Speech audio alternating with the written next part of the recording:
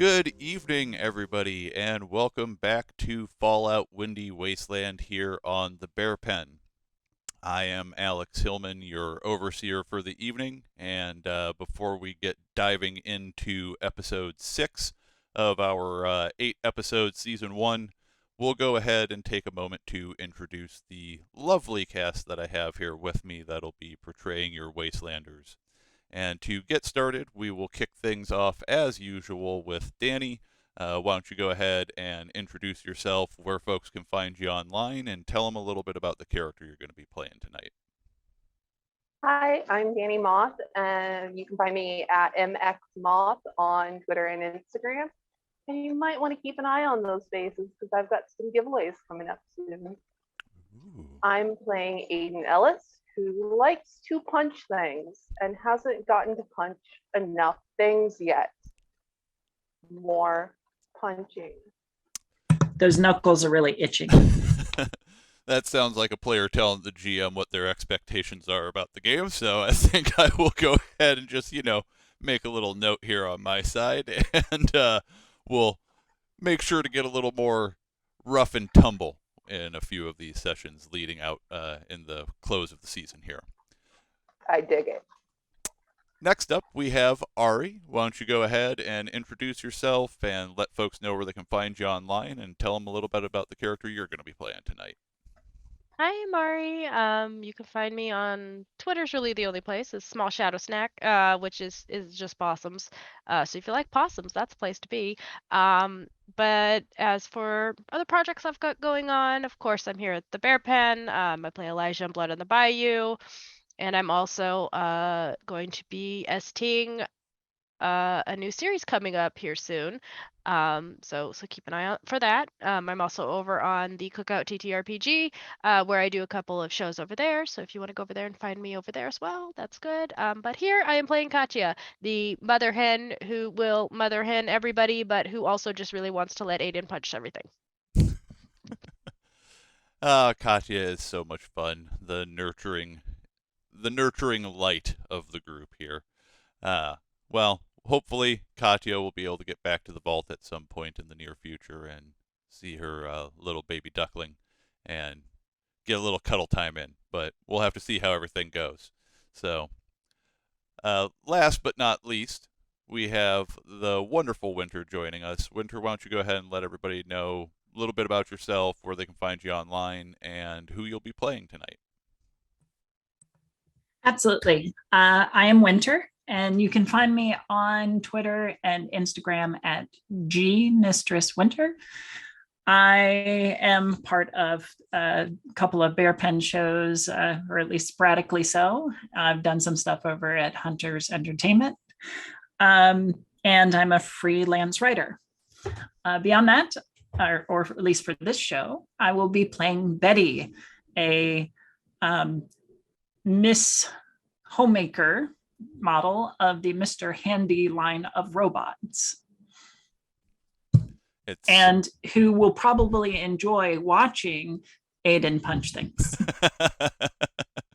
Oh, yes. It's very fantastic to have someone playing something other than just a basic human in the group, and I love that Fallout gives us those options. So it's wonderful to have a Miss Homemaker along for the ride to see what kind of shenanigans we get into with that. So, as I mentioned at the top of the show, I am Alex Hillman, and I am your overseer for this evening and for this campaign in general. And you can find me online at Alex Hillman on Twitter, and I do a number of things here at the Bear Pen where I'm on Blood on the Bayou. I'm going to be on some upcoming shows. I run Fallout, obviously, and I have a few other shows that I'm going to be running in the future for the channel as well. And you may also know me from Hunters Entertainment, where I work as a brand manager and developer over there. So I'm around if you want to try to find me. I'll be doing some of the convention circuit this year. It'll be a good time, so you can make sure to pop out and see me at some of the shows that'll be going on around the country. But for tonight, we'll dive back into the windy wasteland of the Great Midwest Commonwealth, where when we last left off, our group was in the ruins of Galena, Illinois. And from there, and we'll go ahead and pull the map up here for our audience, just so you can see where we're at. They had run into some trouble on the road, few wasteland critters that got in the way and gave them a little bit of a rough time, but nothing too terrible. They thankfully managed to circumvent most of the danger that was there and only have to deal with a little bit of it. And they finally stumbled onto the ruins of Galena, where they bunkered down for the night, got themselves some rest, dipped into their rations a little bit, and then the next morning, as they were going to make their way off to a couple of the specific locations that they saw within the ruins, as you can see on the map there, there is the Super Duper Mart, which is now highlighted as having been discovered, because that's where we last left our group at directly. And we do have a couple other locations dotted around there. There's a red rocket station, there's an old Blamco factory, and there is also a pre-war monument in the town. They were able to sort of see from the overlook as they came in on the highway, and one of the signs leading up there did mention a historical site within the town. So they know it's there, but they don't know exactly where specifically within the ruins it would necessarily be, although they could certainly try to navigate around and find it if they wanted.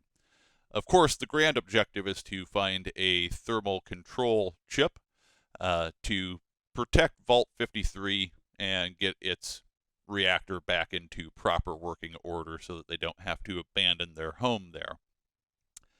But to do that, they've been on a bit of a wild goose chase.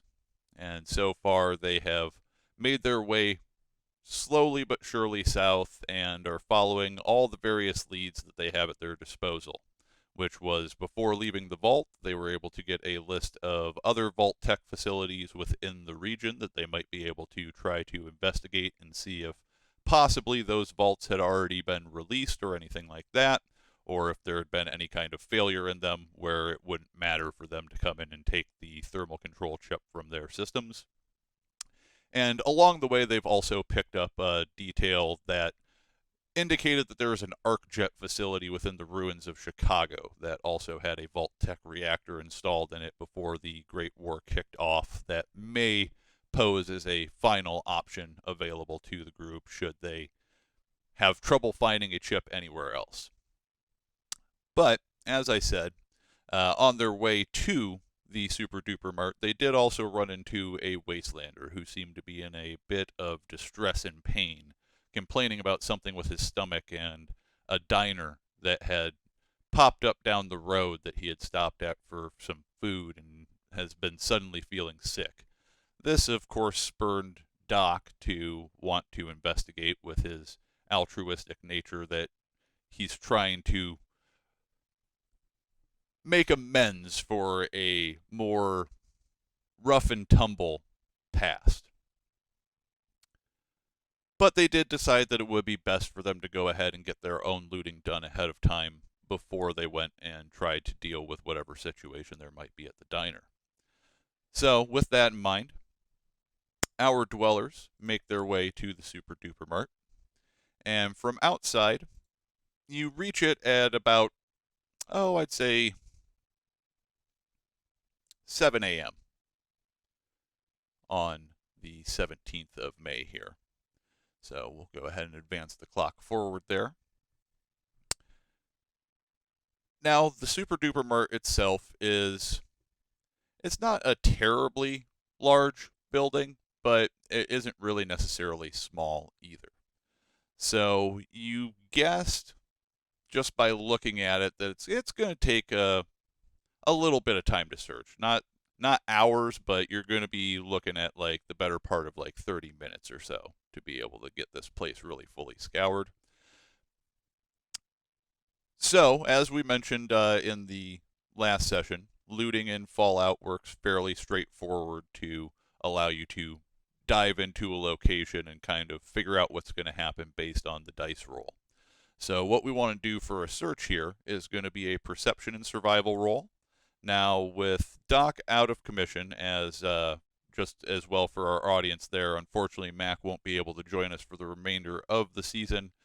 Some things have come up, and he just won't be able to make it for these last few sessions. So we'll be addressing the situation with Doc here over the course of the session, but for a little while, he's going to kind of take a back burner NPC type of spot in the group.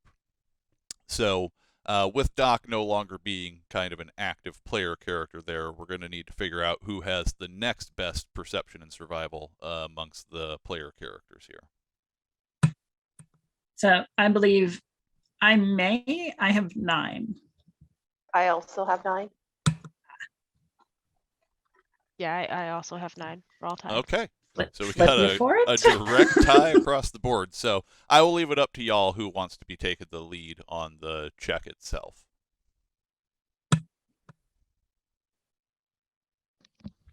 I'm good with setting this one out. Just like, I'm not getting between you two. We're over here glaring at each other. I have been notoriously bad at these looting rolls. But you know, Your luck could have always changed. it's true. So I can take the lead if everybody's okay with that. Sounds good to me. All right. All right. Now, as a reminder, you do have 4 action points available in your pool, so if you want to grab extra dice for the check, you absolutely can. But since this one isn't a straight survival check, you'll need to use the die in the top corner of the sheet and select Perception and then Survival. And then, did you want to use any action points for additional die, or are you okay with just using the 2? It is a Let's go ahead. difficulty 2 check, but you will Yeah, get let's go ahead. assistance from your companions here. I don't trust my looting rolls without one, so I think we're going to go ahead and use an extra die here. Okay, so we're going to use 1 survival point to take 1 extra die, not a problem.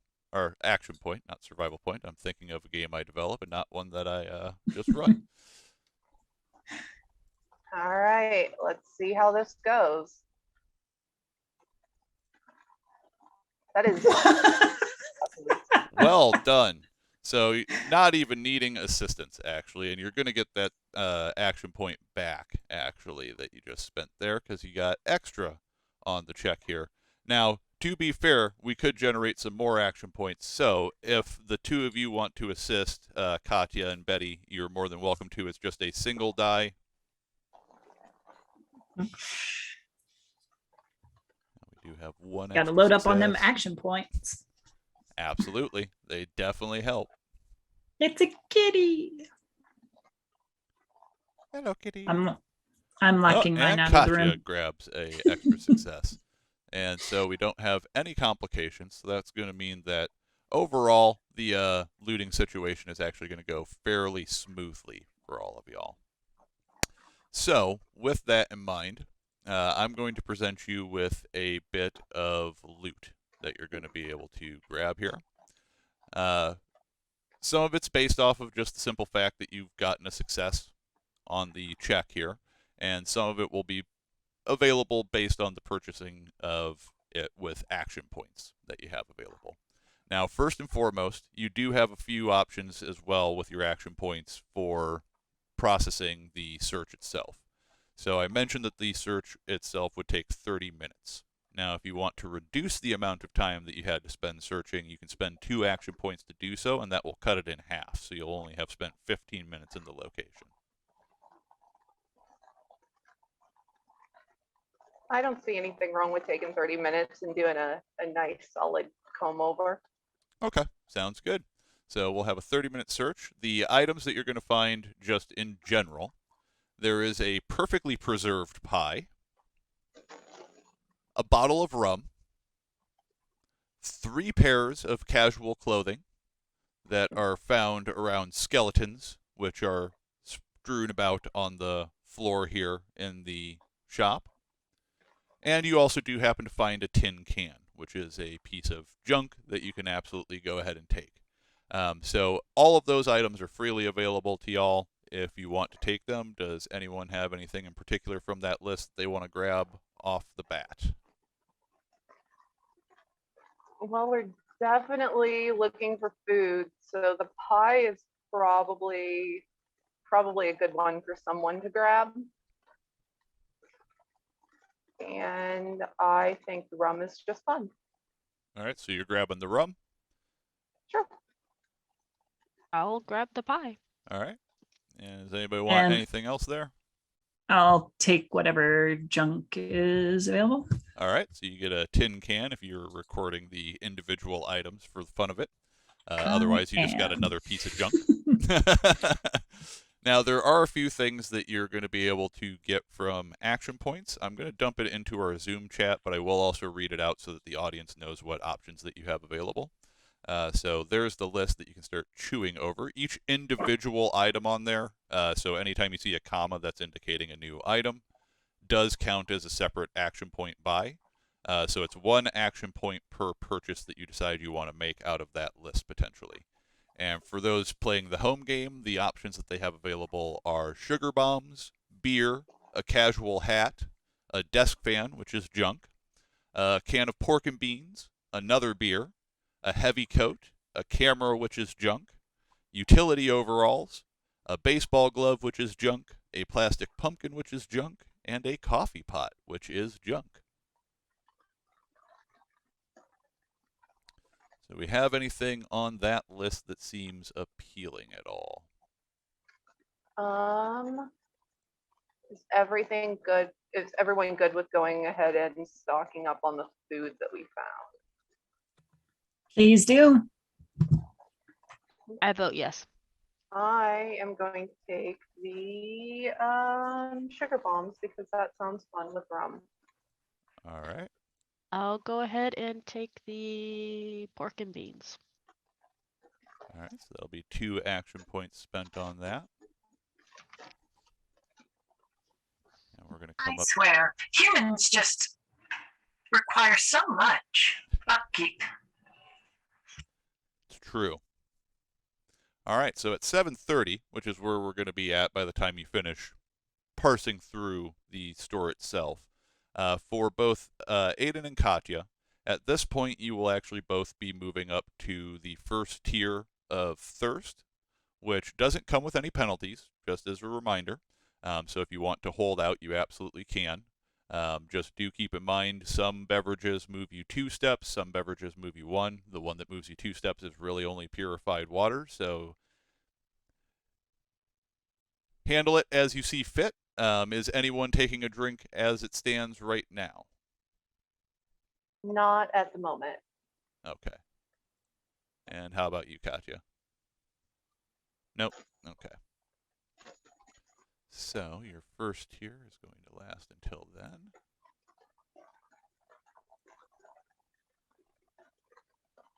I'm just going to update a couple of notes on my end here real quick, just so I don't lose track of when things need to happen. And we will update both of your statuses on screen as well for everyone at home. And let's see, that'll be 1 thirst for you, and 1 thirst for you. So at this point, you both have 1 thirst and 1 hunger tier each. And just as a general reminder, Aiden, you do have the 1 rad, which is pulling your max HP down at the moment. So it's now 7:30 in the morning on the 17th of May in the year 2250.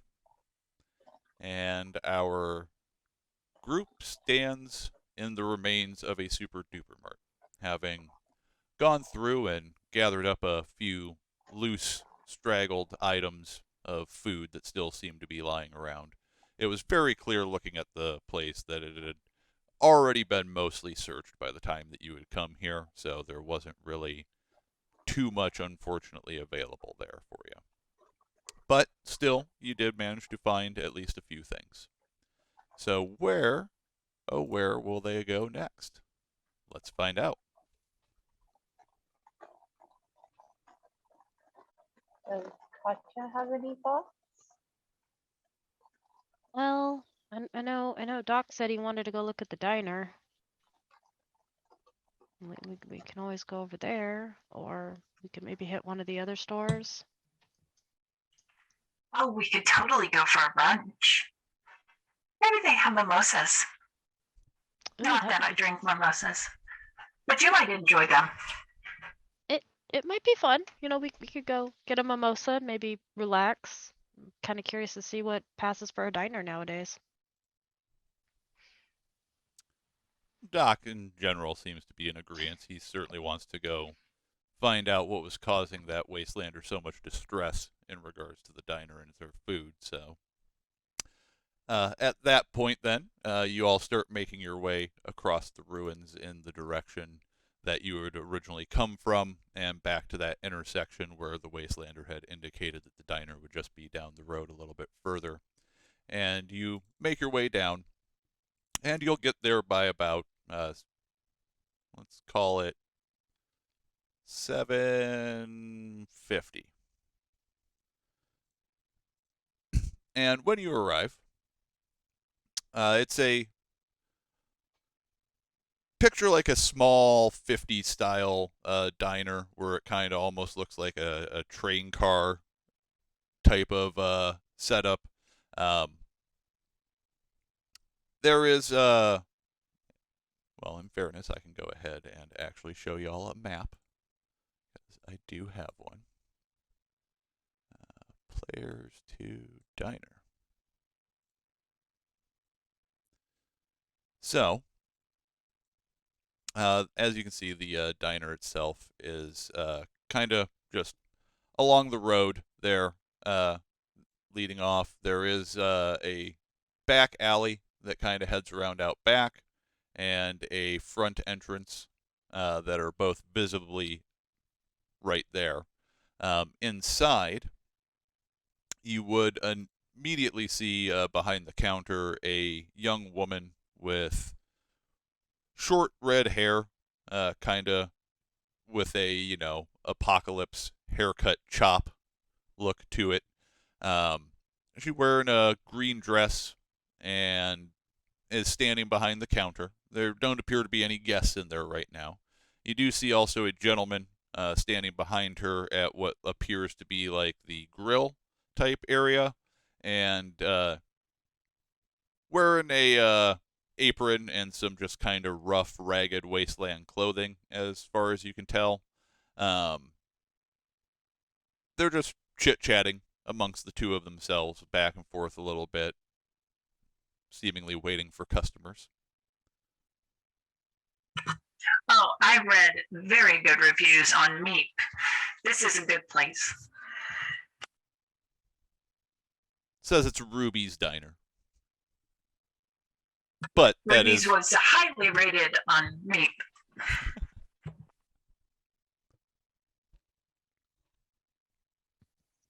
In fact, I think I still have the reviews stored somewhere. I was hoping to take someone not recognized to the diner sometime.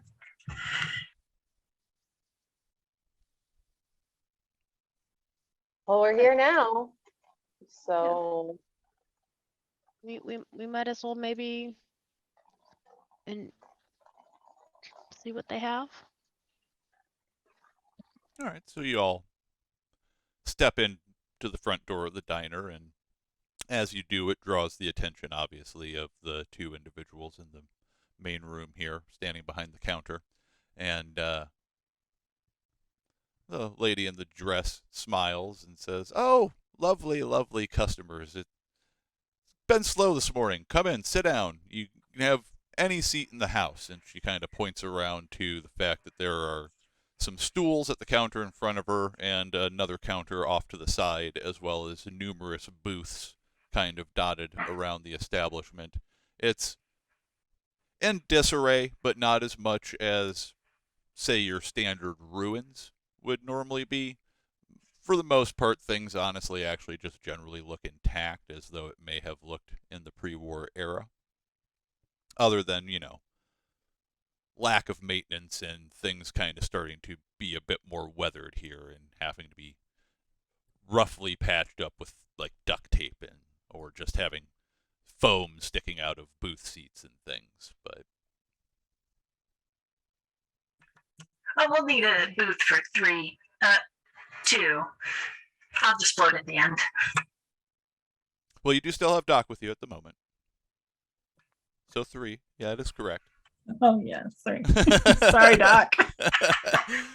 Without the player here, it makes it a little harder to remember. I can totally understand that. So,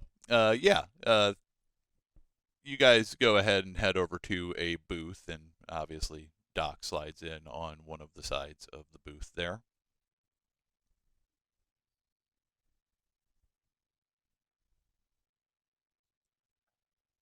Feel distinctly like ordering here is probably not the best idea.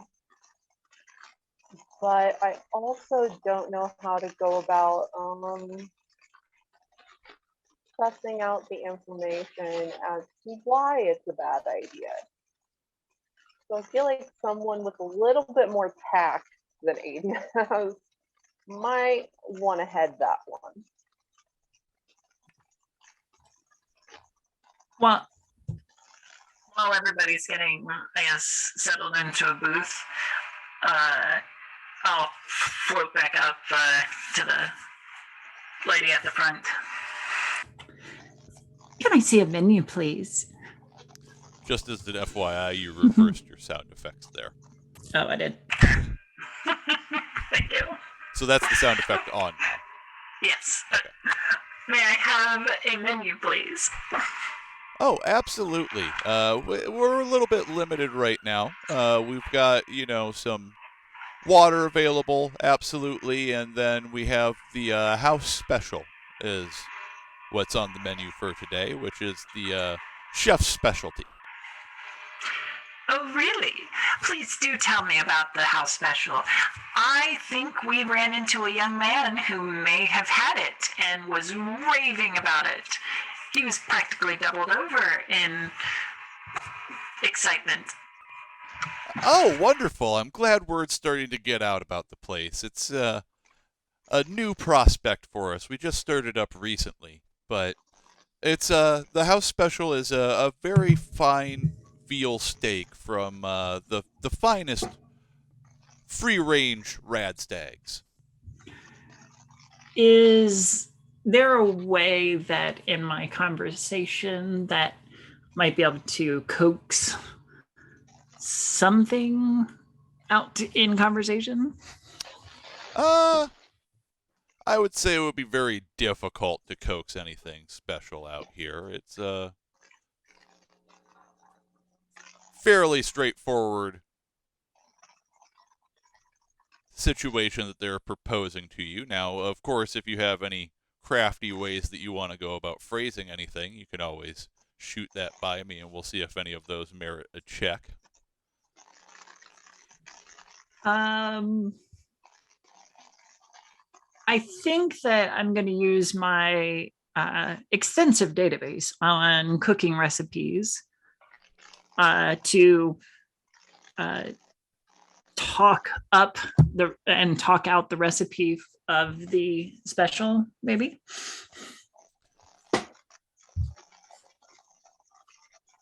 Well, it's a pretty straightforward recipe. It's as I said, we hunt the finest local rad stag, free range, of course, and butcher it here in-house, and then prepare the steaks with a proprietary set of seasonings and herbs. Oh, free range. Wonder where they range from. Just the Galena foothills here, and she kind of points off in the direction of what would be the west, towards the Mississippi River, and where the hills actually kind of start forming in this area. Is there anything special in those hills? Them there hills? Oh, gee, nothing that we've seen so far at all by any stretch. It's just like most other places. It's a little more hilly than what we're used to. We come from a bit further south where it's pretty flat down there still, but nothing that we've noticed. It seems pretty normal. Well, I think I'll take an order of that, and then my friends will have whatever they would like. Oh, Flop back to the table. you want something? I didn't realize robots could eat. Fair enough. I'm a very special model. You can't see it, but under here, it's just ready to gobble it up. And in true diner fashion, rather than walking over to the booth where you're all sitting at, the lady behind the counter just kind of shouts over, "Hey, what are the three of you having?" And Doc says that I'll take a water and the house special. I'm feeling daring. I'll do the same.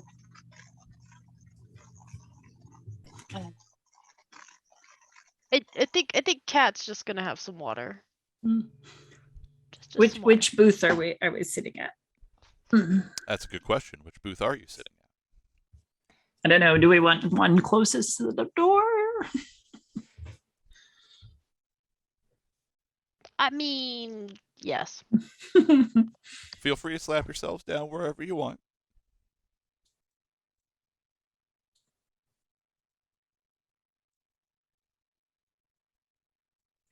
Now there's a side door over here, correct? No, that's actually like a little display area Oh, with gotcha. a window. You could Okay. make a skill check to try to get safely out the window over there. I don't think I drew the squiggly lines down far enough on that, but yeah, you could try to make a skill check to safely get from that zone to the other.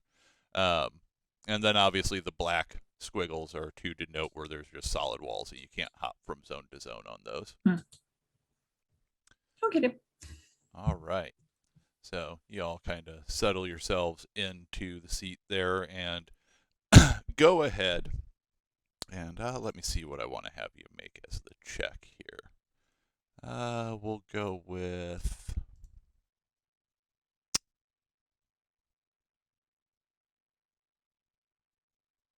We're going to go with perception and survival. Again.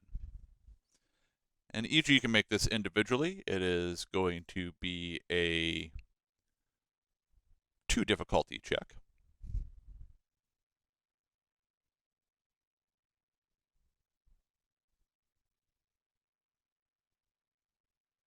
All right. See, we got a complication on that. Lovely. And then Aiden with 2 successes, so you've got enough to notice here.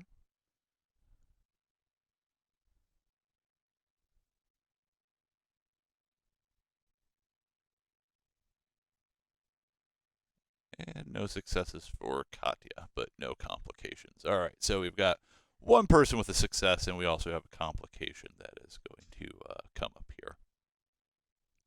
So you all kind of sit there and watch as the man who was standing by the grill goes over and pops open a little fridge type deal and pulls out a few hunks of meat and slaps them down onto the grill, and they start grilling, and you're all kind of watching in fascination over in that direction, and you eventually notice that Aiden specifically, you get this weird look on your face. The rest of you at the table notice it.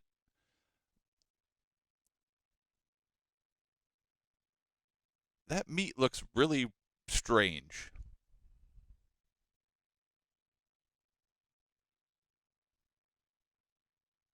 You're really unconvinced that it's veal, or radstag as they called it. You'd highly doubt that it's any insect meat, at least from any of the insects that you've seen in your experience so far. The bloat fly that you had back in Mound View, or seeing the rad scorpion and ant meat that you managed to pick up along the way. You can't imagine it's what those Brahmin would look like if they were chopped up. Doesn't look like that kind of steak. There's something off about it. Oh no, it's soy. And No, it's Soylent Green. It's people. You'd both, Katya and Betty, notice Aiden's reaction, And unfortunately, so does the woman at the counter. You got some kind of problem over there, ma'am? Just thinking that doesn't look kosher. It's very rude. This place was highly rated on me. You should, at least give the food a little try before, criticizing it.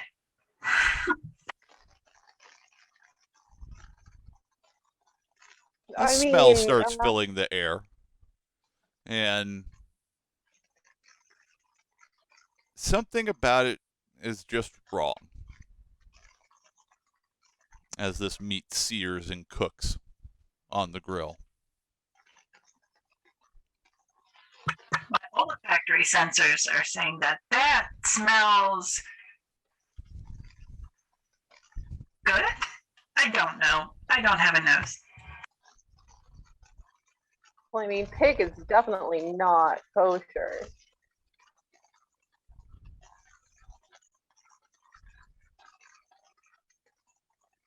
Just saying. I don't think it's deer. My instincts are telling me it's not deer. I told you it's Radstag. You calling me a liar? Maybe you got your freezers mixed up. I don't know. And I know it's very busy in the food service industry and things happen.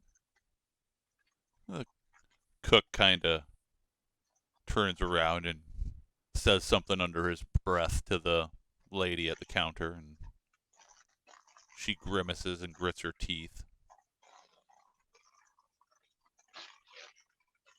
I prefer you not talking crap in our diner. Just shut up and eat your food. And she goes over and grabs the 4 plates and brings them over to the table and sets them down rather angrily, a little forcefully onto the table. I suggest you eat your food and get out. She walks back behind the counter.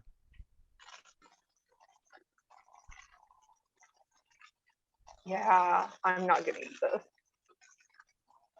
I mean, I'm curious, but I'm not gonna eat it. Can I analyze it as it's on the plate? Let me see what modules you have right now. Oh, probably not. Let's see.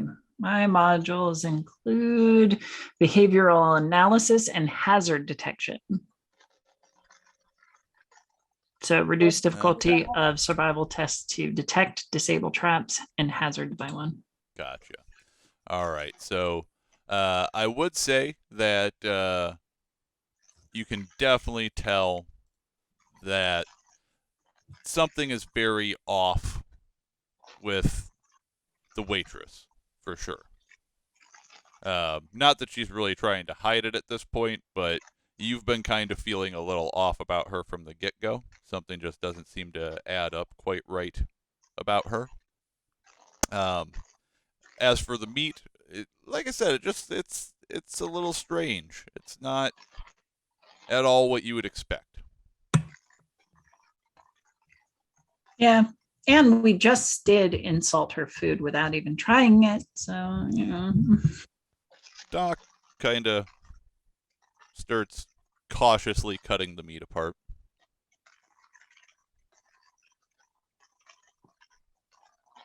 Peeling at it and looking at it.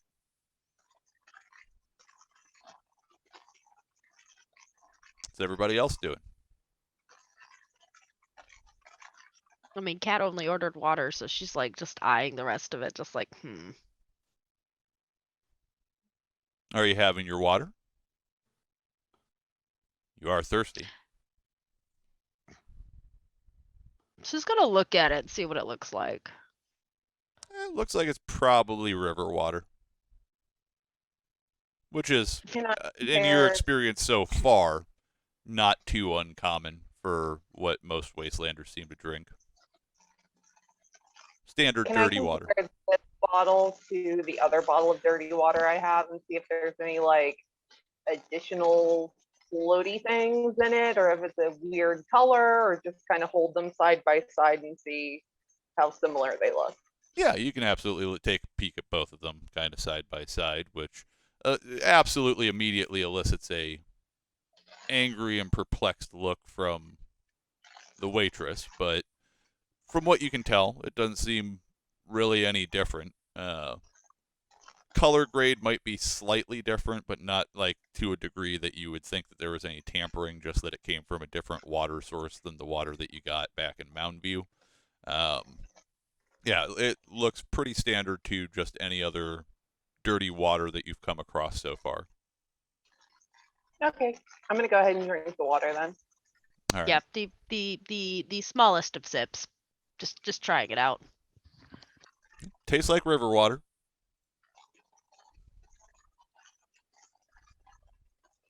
All right. And let me go ahead and make a quick note here since you're both drinking.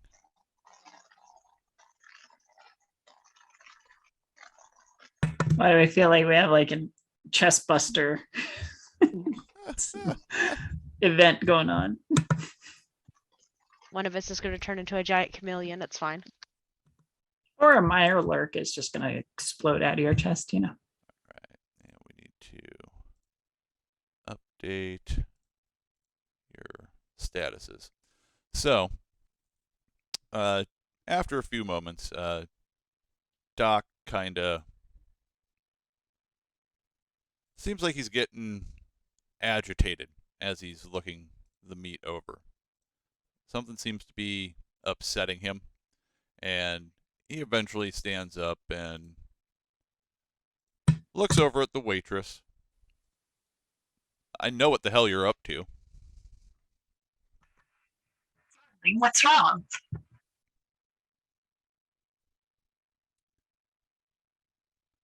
Tell you what's wrong. They're cannibals.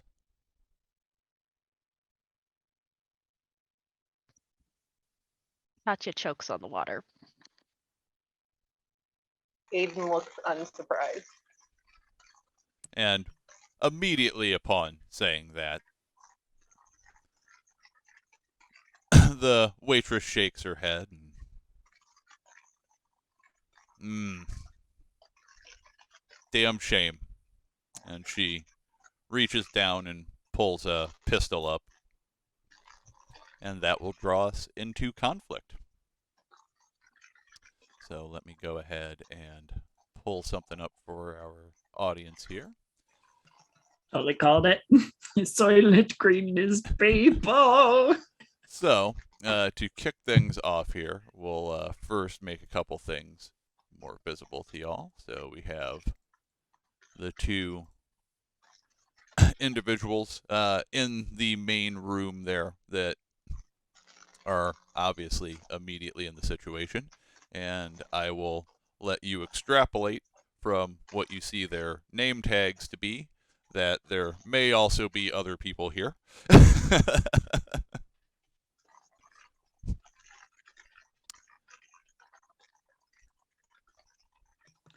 I feel like they have backup. Let's reposition things a little bit so that the audience can better see where everyone is positioned. So, to kick things off here, I suppose I can go ahead and put Doc on the screen there now that I think about it. Doc.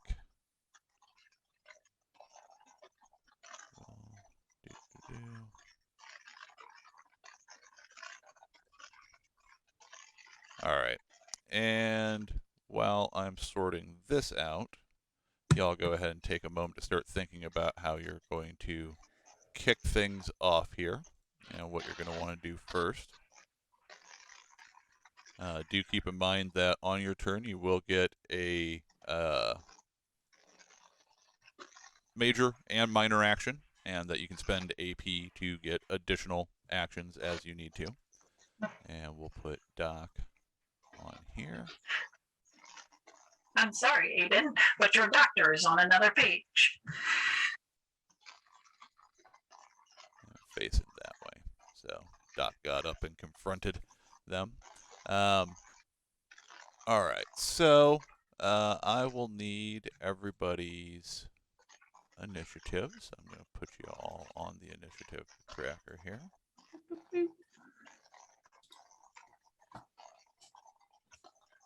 Roll it. Oops.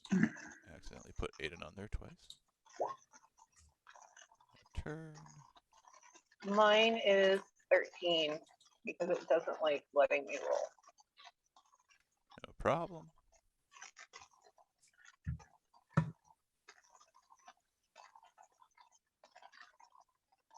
Remind us again, these yellow lines, do those make a major action to get through or an action point? Those will require AP to move out of them if you go Okay. into those zones. So that's the trick with those. The lines or the walls where there's kind of the gray squiggly lines, so like the wall behind you going to the outside, those are windows, which means you can do a skill check to see if you can manage to safely get out the window without harming yourself. Otherwise, you might take damage.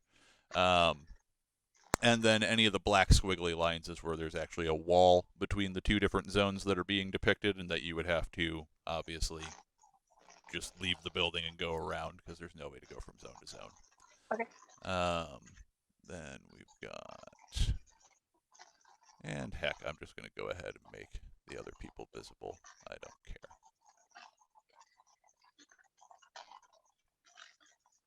They're out there. And let me Somewhere. because they'll each be taking turns, so I might as well just make them visible. All right. And Katya, what is your initiative? 14. 14. All right. And then Doc has 15. And my Raiders.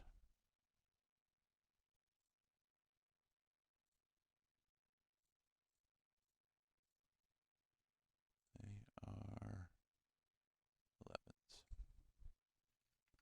And they'll just all end up acting kind of in conjunction with one another to speed the process along, since they do all share a same initiative.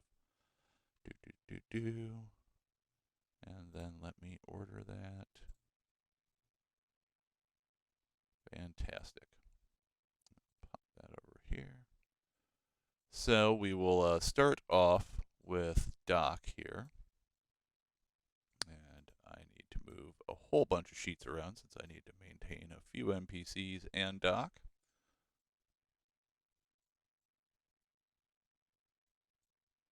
All right. So Doc is going to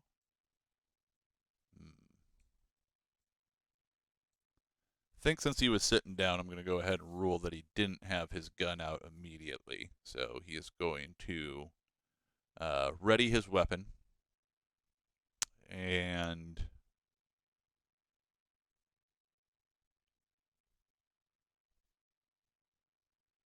he is going to sprint.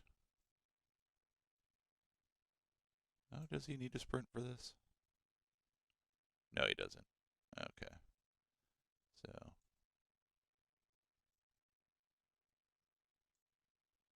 he's going to move into position over here on the opposite side of that counter so that he can use the counter as a bit of cover. And that will cover his turn. That will bring us to Katya. What is it that you would like to do there? She's gonna draw her gun.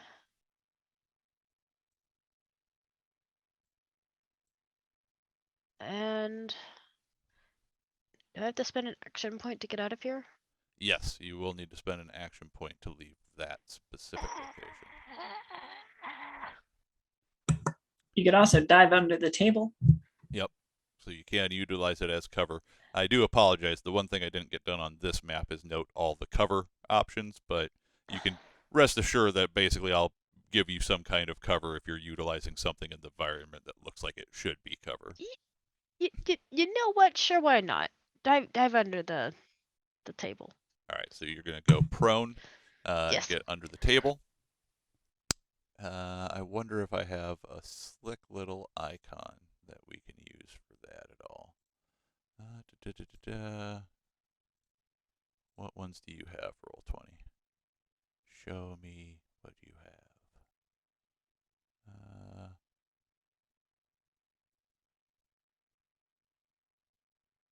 It looks like you're in pain, but that'll work as an icon. Hunched down under the table.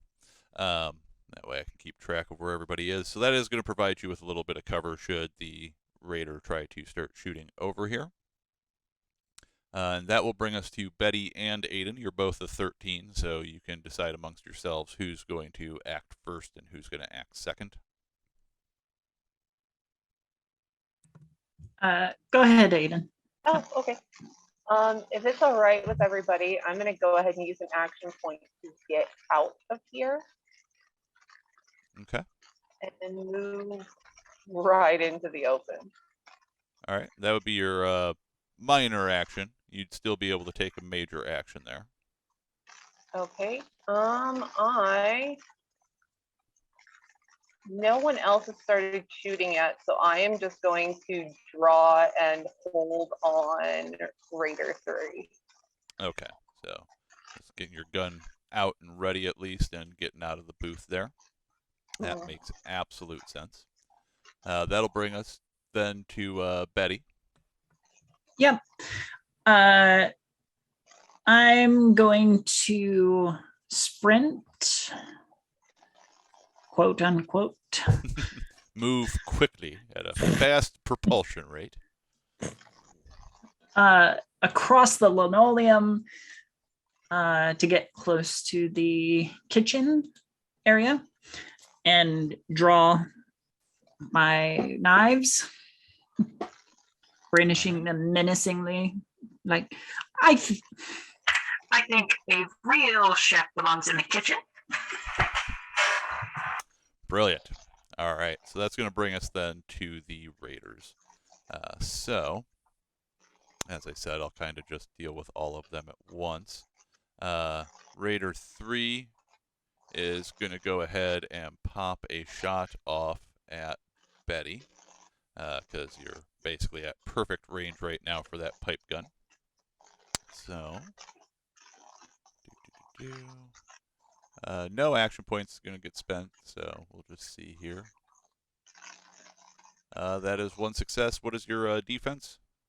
1? All right, so that is going to hit arm 2, which I will leave up to you to decide which one is arm 1, 2, and 3 of your 3-arm configuration. I know you went with 2 pincers and a flamer, correct?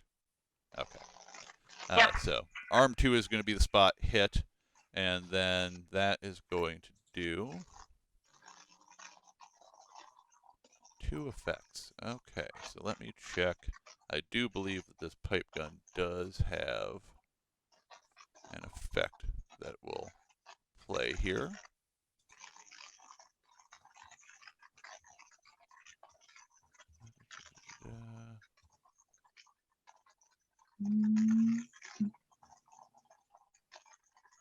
Yeah, there we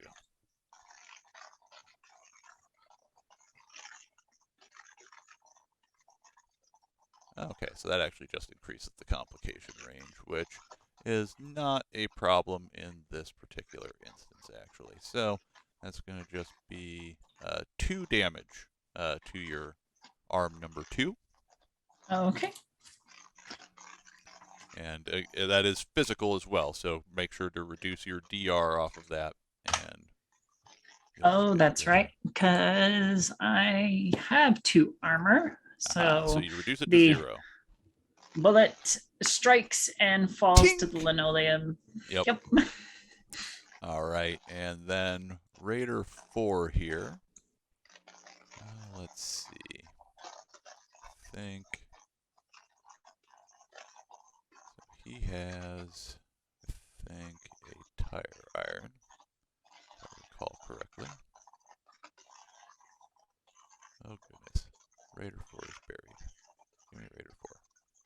There we go. So yes, he has a tire iron. He's gonna go ahead and do a single move action to get into you just move a little bit in front in the same zone. And then he's also going to draw his tire iron, since he wasn't pre-prepped and armed when the initial fight kicked off either. Then we've got a couple raiders who, from the audience perspective, you can't see them just yet because they aren't out in the main open area, but they are going to also start moving. So Hey, that second one, not going for a frying pan, total wasted opportunity. another raider walks in from the back and has a gun drawn when they come into the room. And then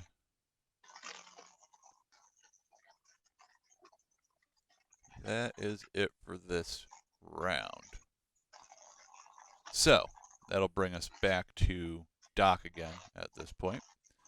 Doc is going to go ahead and take a shot, I think, at, let's see here, who's the best range for him? Ooh, that's 4 zones away. That might not be good for any of Doc's stuff.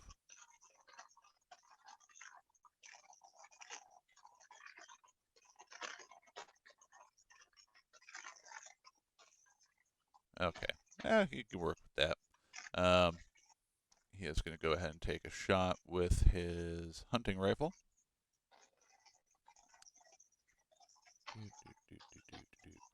And I'm going to actually, even though he should theoretically qualify as a player character, I'm going to pull AP from the GM pool and use an AP or an action point to up to 3 die for him. And that gets him. Nice. Boom. All right, so, which is good because the difficulty was increased on that shot due to the fact that that raider is multiple zones away. So he's going to do some damage, though, to Raider 4. And the hit location is the torso. Okay, 1, 2, 3, 4, 5. Damage to Raider 4.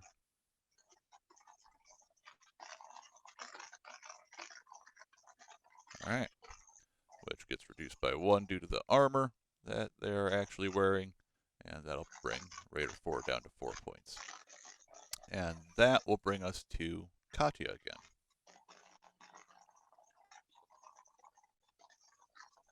You're muted. Can you hear me now? Yep. If it's okay to spend an action point to wiggle out from underneath the Yeah. table. To scooter myself about right there. All right. Let me update the AP here. So we're down to 2 action points for the players available right now. It's okay. Got this. And I think let's see. Trying to think. I think she's gonna draw her handgun and just wait. Okay, so getting the weapon out and moving out is pretty much the focal point of the task there. All right, and then whoop, whoop.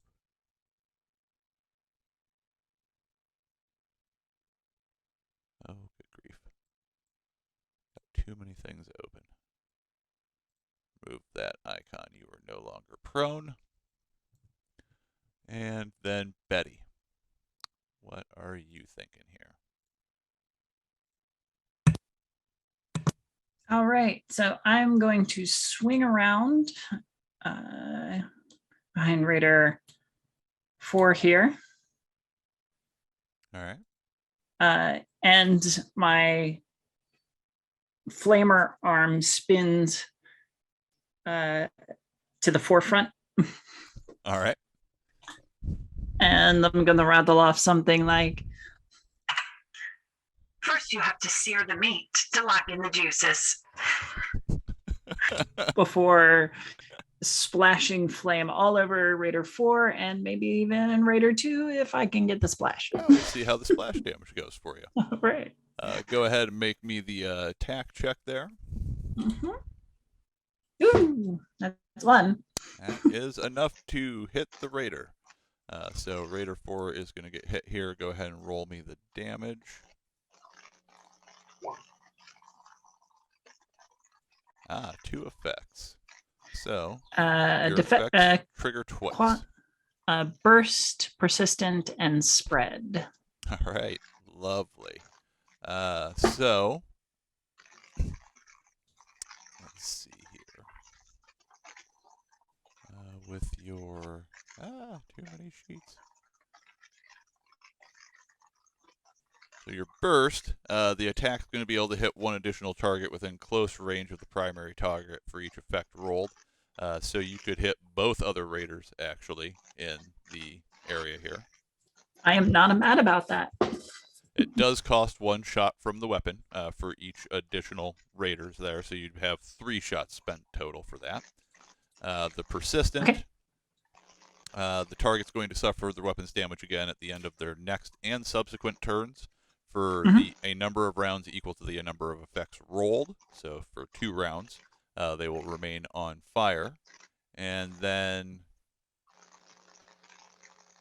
you inflict an additional hit onto each of the targets. I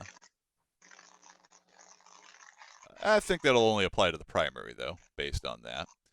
Sure. The additional hits will inflict half of the damage rolled rounded down, and yeah, it does hit a random location. So that's going to be 2 of those that we will have. And then so 2 damage dice, or 2, 3. So you hit them in a few spots, at least Raider 4 here. You're going to get a head and arm and leg. So you kind of cake their left side in flame there. And then Raider 3 will be torso, and Raider 2, I believe, is who is up there, will be torso as well. So you kind of spray it across, and namely nailing Raider 4 there. You've got 1, 2 damage. Did you say that it had piercing or no?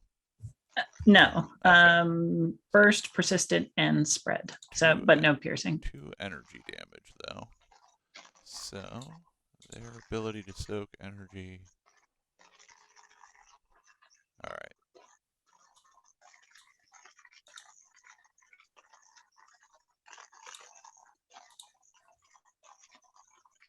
All right, so that'll do 3 damage to Raider 4, who takes the brunt of that. Raider 3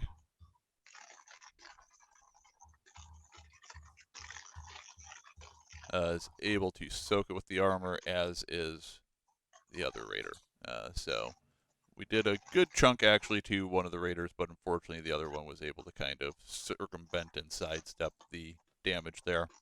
All right, so that will bring us to Aiden, who is now seeing Betty kind of start cooking alive a couple of raiders here. Well, one in particular, but a couple of the other ones are getting hit by splash off from the flame shooting out of the flamer on this Miss Homemaker. Well, given that I can't do anything from this range, I'm going to go ahead and sprint up this way. And I think I can move 2 zones with sprint, yeah. Try to stay out of Dawson's fire. And just be like, you hit our Betty, and now I have to hit you. All right, so looking to get a whack in next round, hopefully, since obviously you can't really do much with the minor actions this round remaining. All right. There's no intimidate. The meat is ready for tenderizing. And that will bring us to the Raiders. So, let me see here.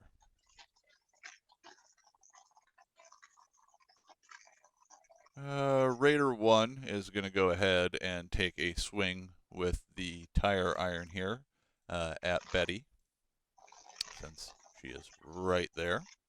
Or, I'm sorry. Pulled up the wrong Raider sheet there. Yeah, there we go. Tire iron. Aha. Roll that attack. No using AP on it. And just absolutely swings and a miss as you kind of spin the arms around and keep everything just out of range of the tire iron as it swings through. Raider 3 is going to go ahead and take a shot at Aiden with their pipe gun.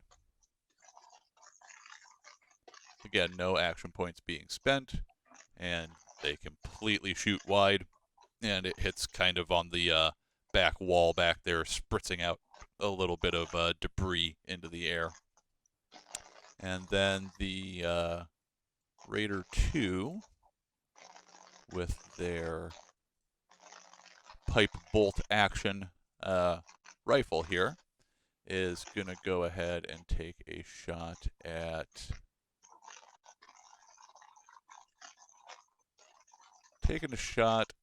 Betty, actually. Again, no action points, but they did get 2 successes. So that is, I believe, 1 over your total defense. Is that correct?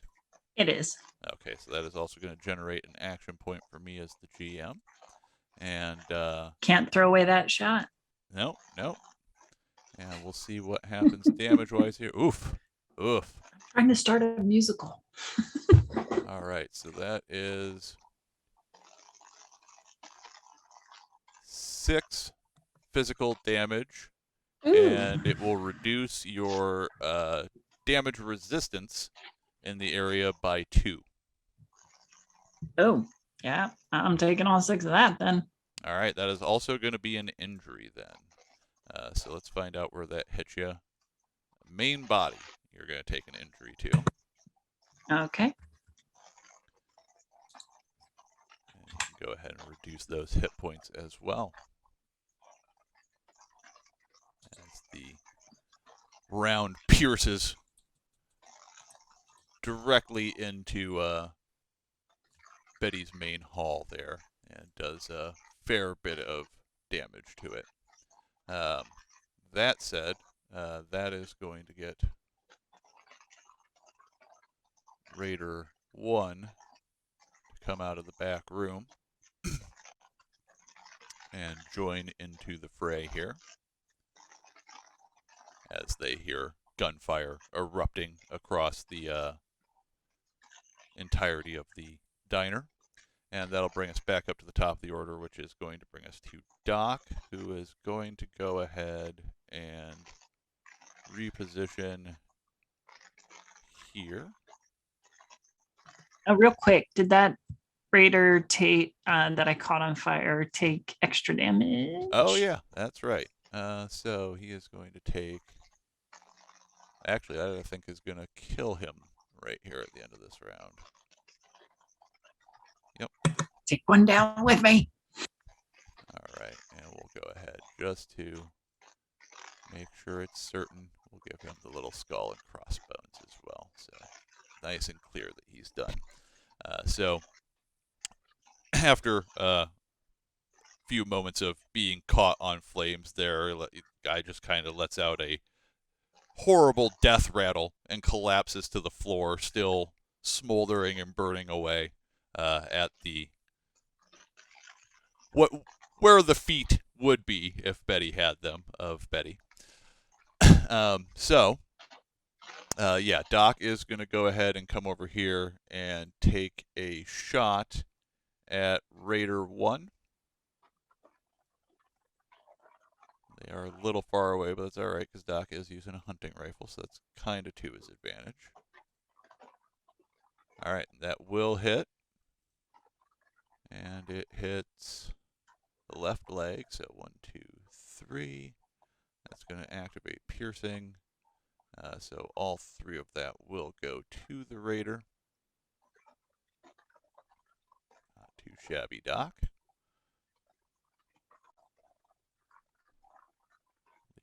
5 HP. Katya was going to be acting next. And as you can all see there, there's quite the little collection of individuals duking it out in this diner here. So, Katya, what are you thinking that you might want to try and do here? I think I already pulled out my gun. Correct. So I'm going to aim at Raider 1. And then try and shoot him. All right, you want to go ahead and try to take a shot at Raider 1 here. Now, Yes. what is the range on your weapon there?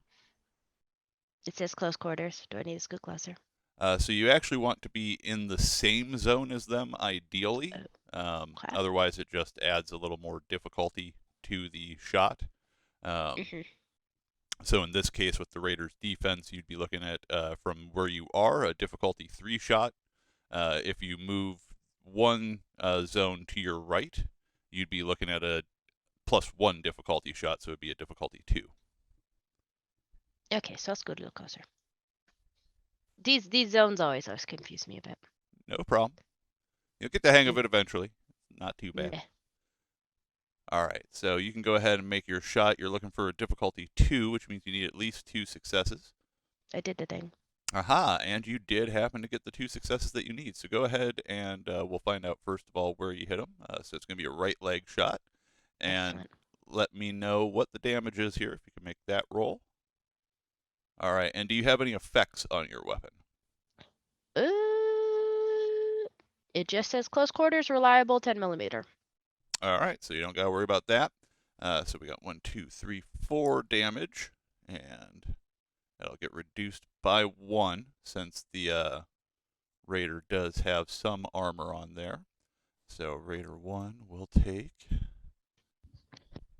3 here. Drop him down to 2 between the shot that you and Doc both took at him. All right, and that'll bring us to Betty, who is hovering just above a smoldering corpse of a Raider. That hovering is sputtering a little bit as oil and sparks are now flying from a nice new hole that she's endured through her main body. Eye stalk looks down at it. Oh. That's not a small thing. Oh, well,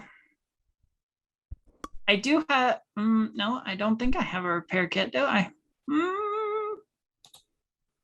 I mean, I can repair myself, but that's about it. You're also, in general terms, making your way towards a post-war settlement. Underpass isn't necessarily too far off the beaten path of where you were going to be going anyway. It might, I know. might be prudent But to take a detour there before going and investigating any other vaults or ruins or anything like that. I'm more concerned with the immediate of essentially bleeding out because my torso, I'm going to take 2 more damage at the end of this if I don't get treated. Gotcha. Well, does the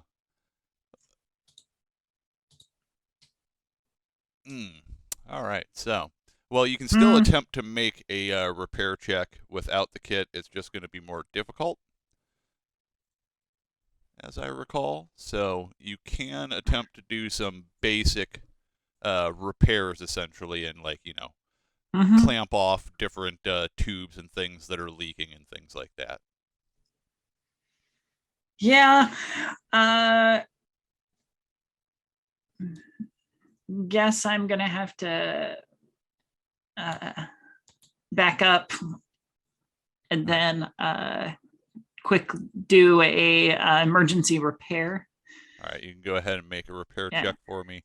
It's going to be without any tools here, a difficulty 3 check. So you will need to spend at least 1 action point. Multi-tool count for that? Yeah, I can allow that to count there. Right. I believe that reduces it by 1? Mhm. Okay, so you're looking Yeah. at a difficulty 2, so you do need at least 2 successes for a successful Okay. action here. Woo! No. Do you want to spend a luck point to re-roll that? Sure. Why not? All right.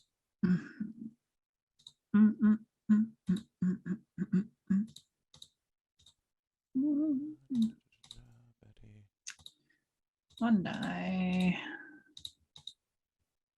Nope. All right. Okay. Well, that is unfortunate. Yep. Aiden, you definitely see Betty kind of sputter back more closer to you, a little jittery, and starts attempting to fiddle around with this gaping hole in their chassis. And that will then... I think it's rattling around in. That'll bring us to Aiden, actually. I'm just gonna go on, no, motherfucker, and swing right around the smoldering corpse of Raider 4 to Raider 2 and punch him in the face. All right, just going with a straight punch there. Mm-hmm. All right, you can go ahead and roll your unarmed. Oh. Well, you do have some luck points available. Yeah, So if you wanted to spend any of those to... Wow, we're really... Okay, well, that was an ineffective punch. Oh, you could still try to re-roll the other one, because you can spend a luck point on each of the dice if you wanted to. Oh, okay. Well, let's try it one more time.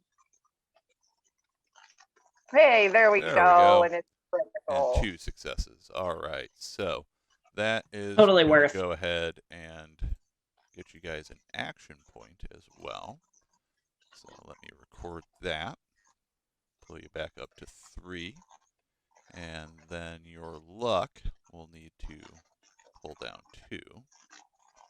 So you do have 2 luck remaining there, Aiden. Mhm. Keeping you aware of that. All Yep. right. And go ahead, because that will beat the defense of the Raider then at that point. You can go ahead and roll me some damage. I got 2. And an effect. Do you have any effects on the Knuckles? I do not believe so. Okay. Nope. Okay. So Raider 2 is going to take some damage here. Not a lot, but a little bit there. It's going to drop him down Oops, did that wrong. 7. There we go. So they are down 1 hit point.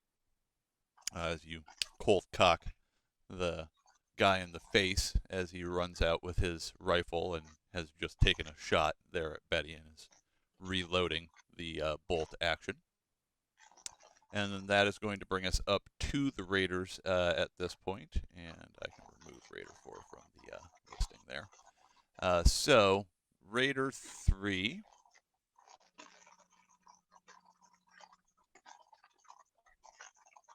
is going to step around here. And it's going to take a shot at Doc, actually.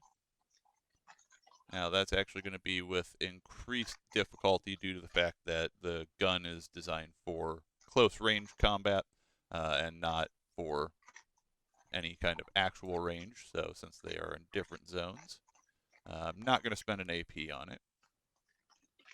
And that is going to miss. So, that'll take care of Raider 3's turn. Raider 1. Let's see. They've got the fire axe. So he's going to do a move and move into reach on Katya and take a swing with the fire axe.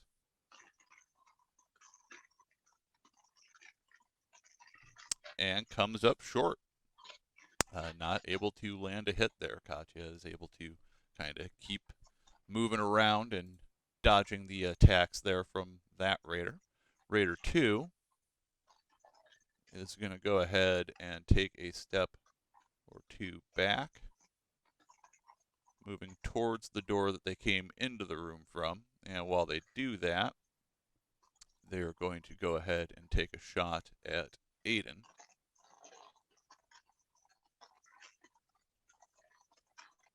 And also come up short. That'll take care of their turn, which will bring us back around in the initiative order again to Doc, who is going to go ahead and take advantage of the fact that this raider moved into range for him and take a shot with no extra difficulty for once. And does manage to hit. And that will be in the right leg, and that's piercing one. So Oh, that was pretty. wow, that is gonna hurt. Justice for Betty. Yes.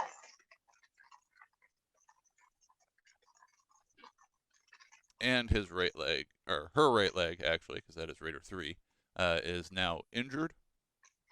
And she is down to a single hit point there. So she is in a very rough way at the moment.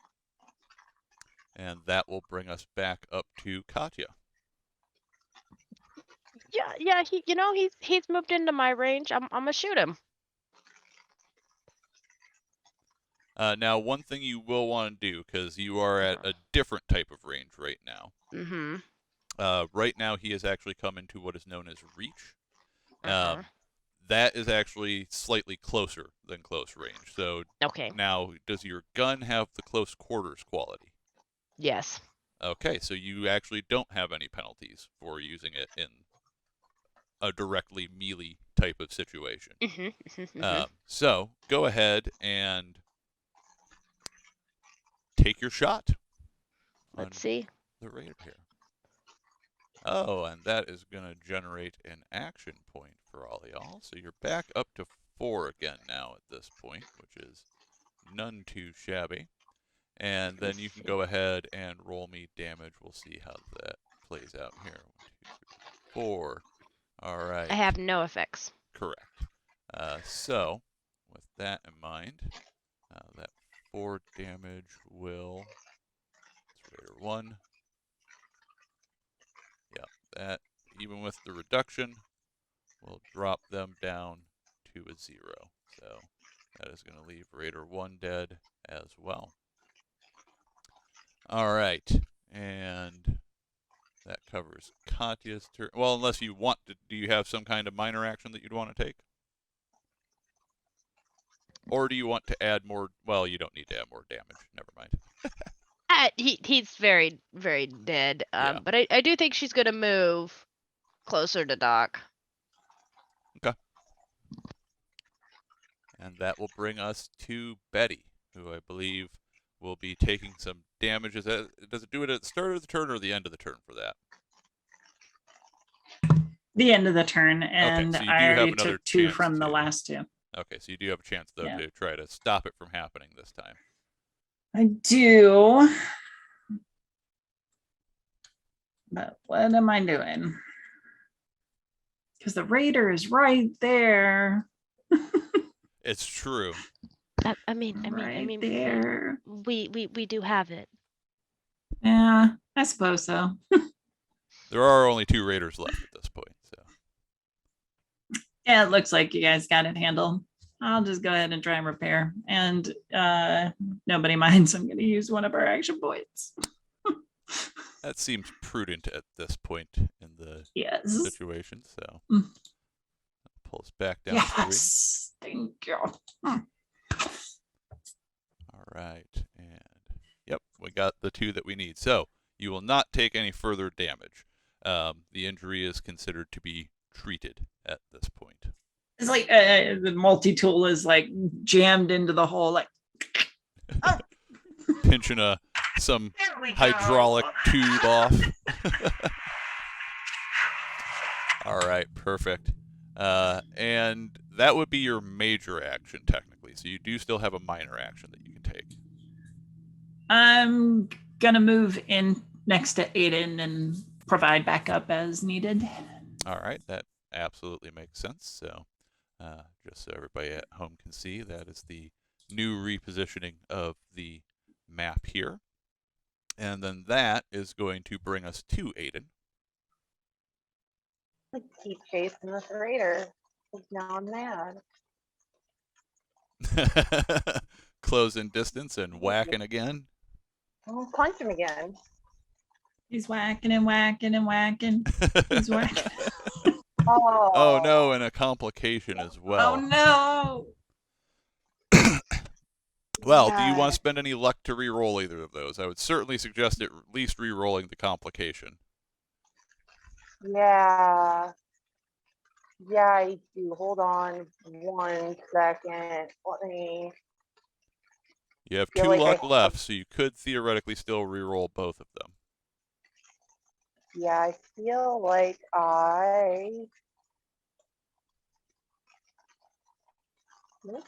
Nope. I don't have anything else that is helpful right now. Though, okay, so in our items on our casual clothing, it says we can reroll 1d20 on 1 strength or agility check. You can go ahead and use that.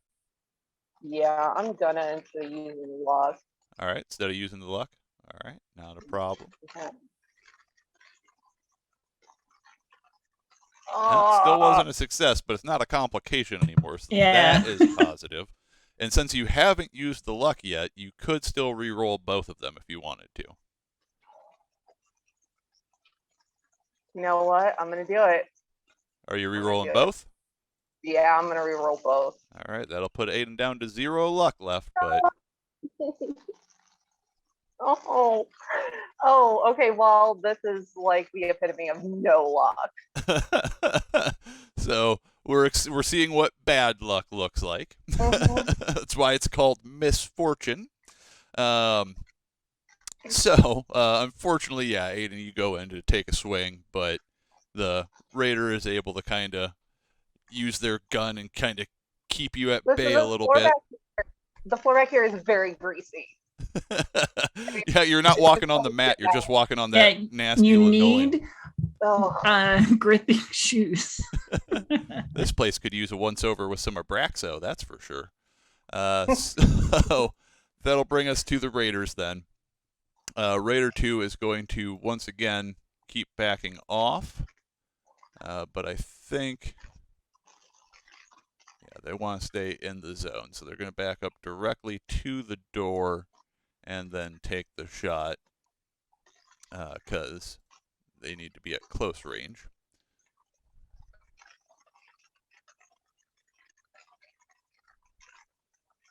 All right, that is 1 success. Is that meet your defense? my defense is 1. Okay, so yeah, they will do some damage there. And this is going to hit you in the right leg, and it is 1, 2, 3, 4 damage with piercing 1 added to it, so it reduces your damage rating by 1. So after modifying your damage rating, you can then reduce damage and take that many HP.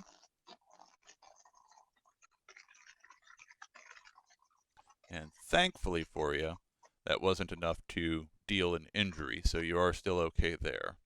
That would bring us to Raider 3, who is going to go ahead and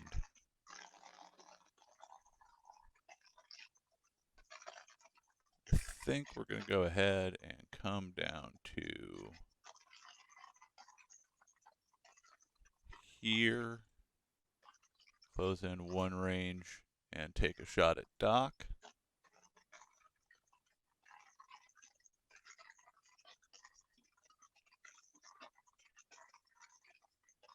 That will hit in the torso, and 2 damage with a reduction in the armor rating. So, Doc, you will take 1 point of damage. All right, so not too terrible for him, but and that will bring us back to Doc, who I think is going to go ahead and step up here. I'll place it there. And we'll take a shot at Raider 2, because that puts Raider 2 in the appropriate range for Doc. So no additional difficulty. And that will generate y'all 2 AP, because I will go ahead and let Doc's assistance here still generate AP for y'all. So it'll be up to 5 again. And that means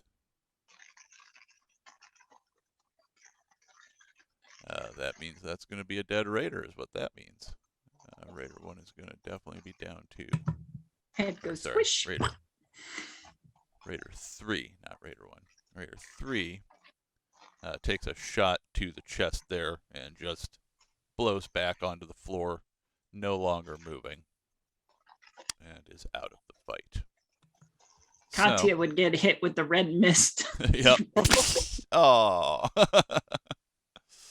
All right, and that will bring us to Katya. Disgruntled mama hen noises. If I was to dash, how far would I get? So if you do a sprint action, it lets you move 2 zones. Then you could also theoretically take a move action and move a 3rd zone, but that would be your full turn. Okay, that's fine. I'll put myself right here. All right, and you can be anywhere in that zone, as a reminder. Yeah, right there's right, we're good. All right, sounds good. All right, and then we'll pan things over a little bit for a better view for the audience of where the current action is still going on at. And that will bring us up to Betty and Aiden, whoever wants to go first here. Looks like Betty is already zipping across the room. Yep. Betty's ready to finish this. Not that I think I'll be able to with my one shot, but knife flashes in one of her arms. She does this quick spin with her arms, and the knife flings out at the Raider. Are you doing it as a throwing? Yeah. Okay. How many action points do we have? Right now you have 5. 5. You know what? I'm just gonna do it straight. Let Aiden have them and get him. All right.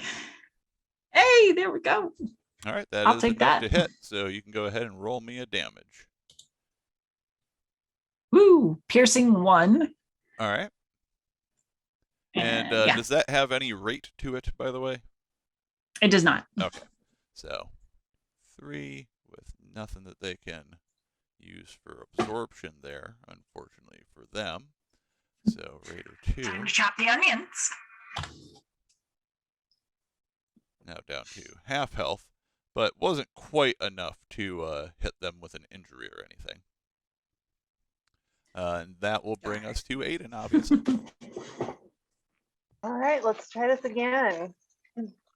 So just a reminder, now that I have taken damage, my strength is a 10, so the number I'm trying to hit is a 12, or a 12, a 14. And may I use an action point on this? All right, see what we can do here. All right, so that'll bring us back to 4. Oh, nicely done. I came in like a wrecking All right, ball. well, that means that you're going to be at 6 action points rather than being down action points. So you can go ahead and roll me your damage there. That is 4. 4. And there are no effects on that, correct? Nope. Okay. So Raider 2 will take 3 damage off of that as you crack them right in the... Oh, we forgot to do your hit location. You crack them... Oh, you catch them right in the leg, actually, as they're trying to step back from you. You just jack them right in there and give them a nasty Charlie horse. And that actually does then bring us to Raider 2, who is going to go ahead and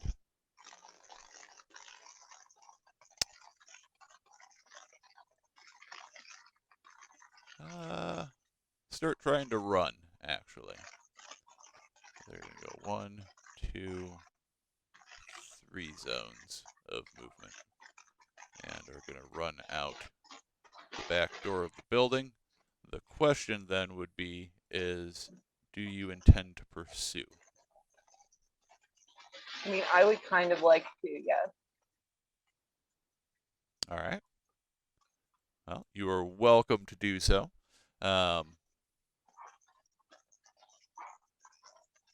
Granted, at this point, you wouldn't be able to. You'd have to use action points to potentially attack them, which is totally viable because you can spend 2 action points, I believe it is, to do an extra major action.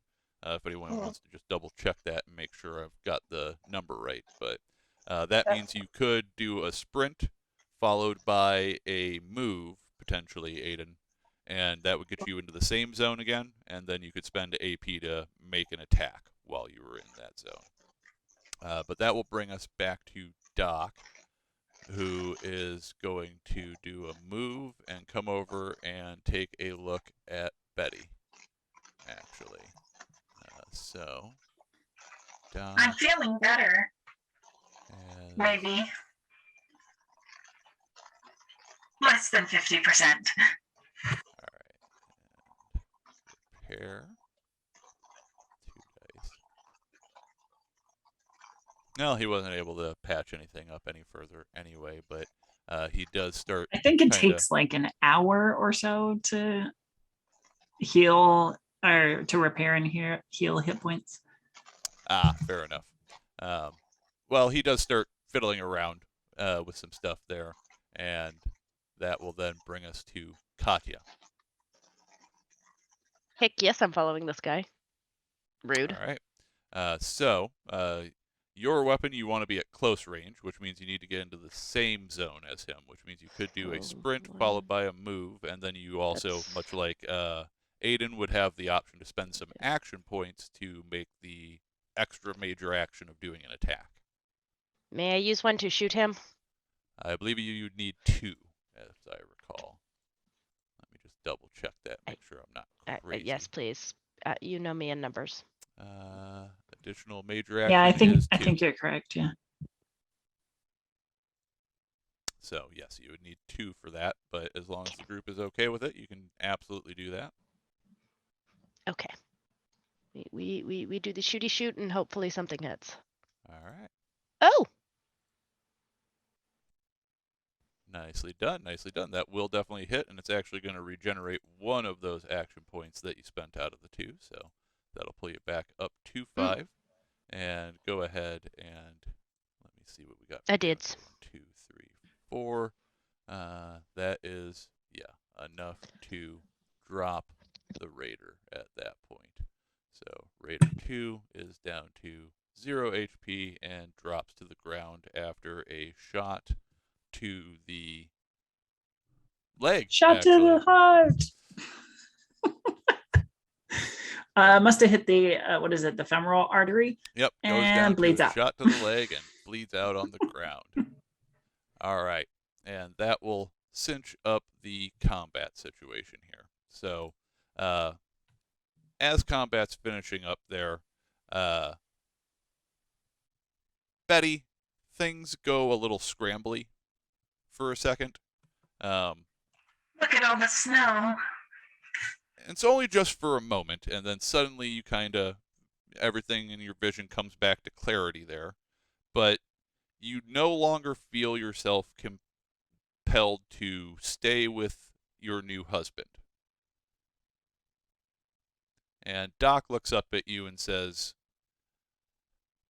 look, I'm going to have to take care of some things, but I can't leave these 2 entirely by themselves out here in the wasteland. So I'll be back, but you need to take care of Katya and Aiden for me. Well, they're our guests, so of course. When will I see you again? Hopefully not long. But he kind of looks over at the woman in the green dress. I think I know where they're coming from, and it's too much of a sidetrack for the others. They need to take care of their own. So I'm going to deal with this. As you wish. Although do take some provisions with you. You have to eat. Keep your strength up. Of course, I'll make sure to take care of myself, Betty. And Doc Because I won't be there to do it. smiles and heads out the front door of the diner. So, those still remaining in the diner, we do have a little bit of searching that you could obviously do here, and obviously a little bit of looting. There's a few dead bodies, so I assume first course of action is to search over the assortment of raiders there and see what all they have on them. Unless I'm mistaken by any stretch. I already know which one I want. Oh, yeah? I want the fire axe. Okay. He's gonna be back up to machete in case it happens again and I lose my machete. So the fire You axe got- has a weight of Yeah. 4. If you want to add this to your sheet, and I can get you the other stats on it as well. And then, weight of 4. Got it. And it does 4 damage dice. Oh, excellent. And it obviously uses strength and melee. Oh no. Oh, we're good on strength. Okay, it's not the best. And then for the effects, it has piercing. And for the qualities, it has physical, reliable, and two-handed. Got it. And then it is a range of C. Got it. All right. And piercing on 1 him, or just piercing in general? piercing 1. So if Okay. you roll multiple effects, it starts stacking up, actually. Then additionally on that raider, since you'd be the one looting over that body first and foremost, they are wearing some road leathers, if that's of interest to you at all. They also have 2 caps on their body that you can take. I take. They have a blast radius board game and a baseball glove. Those are both junk items. I If you take want both. some junk. And they have a bottle of moonshine and a bottle of dirty water. Take. All right. And then, so the road leathers that I mentioned before, that qualifies as clothing, so it would replace any other clothing option that you have. But they do also have 1 arm piece for raider armor, which can be stacked with clothing. So you could theoretically throw on some additional armor if you wanted to. It's kind of just this junky leather and some rebar and stuff repurposed into kind of like an arm guard. I'll take it. I'll decide later. All right, it has a weight of 3 on that, since that one does have weight. And do keep in mind that both the junk items have 2 weight each as well for your weight tracking. And if you do decide to throw on the armor, I don't know what your current armor ratings are, but it gives you 1 physical and 1 energy What? armor. What is the weight on the armor? It's a weight of 3. Okay.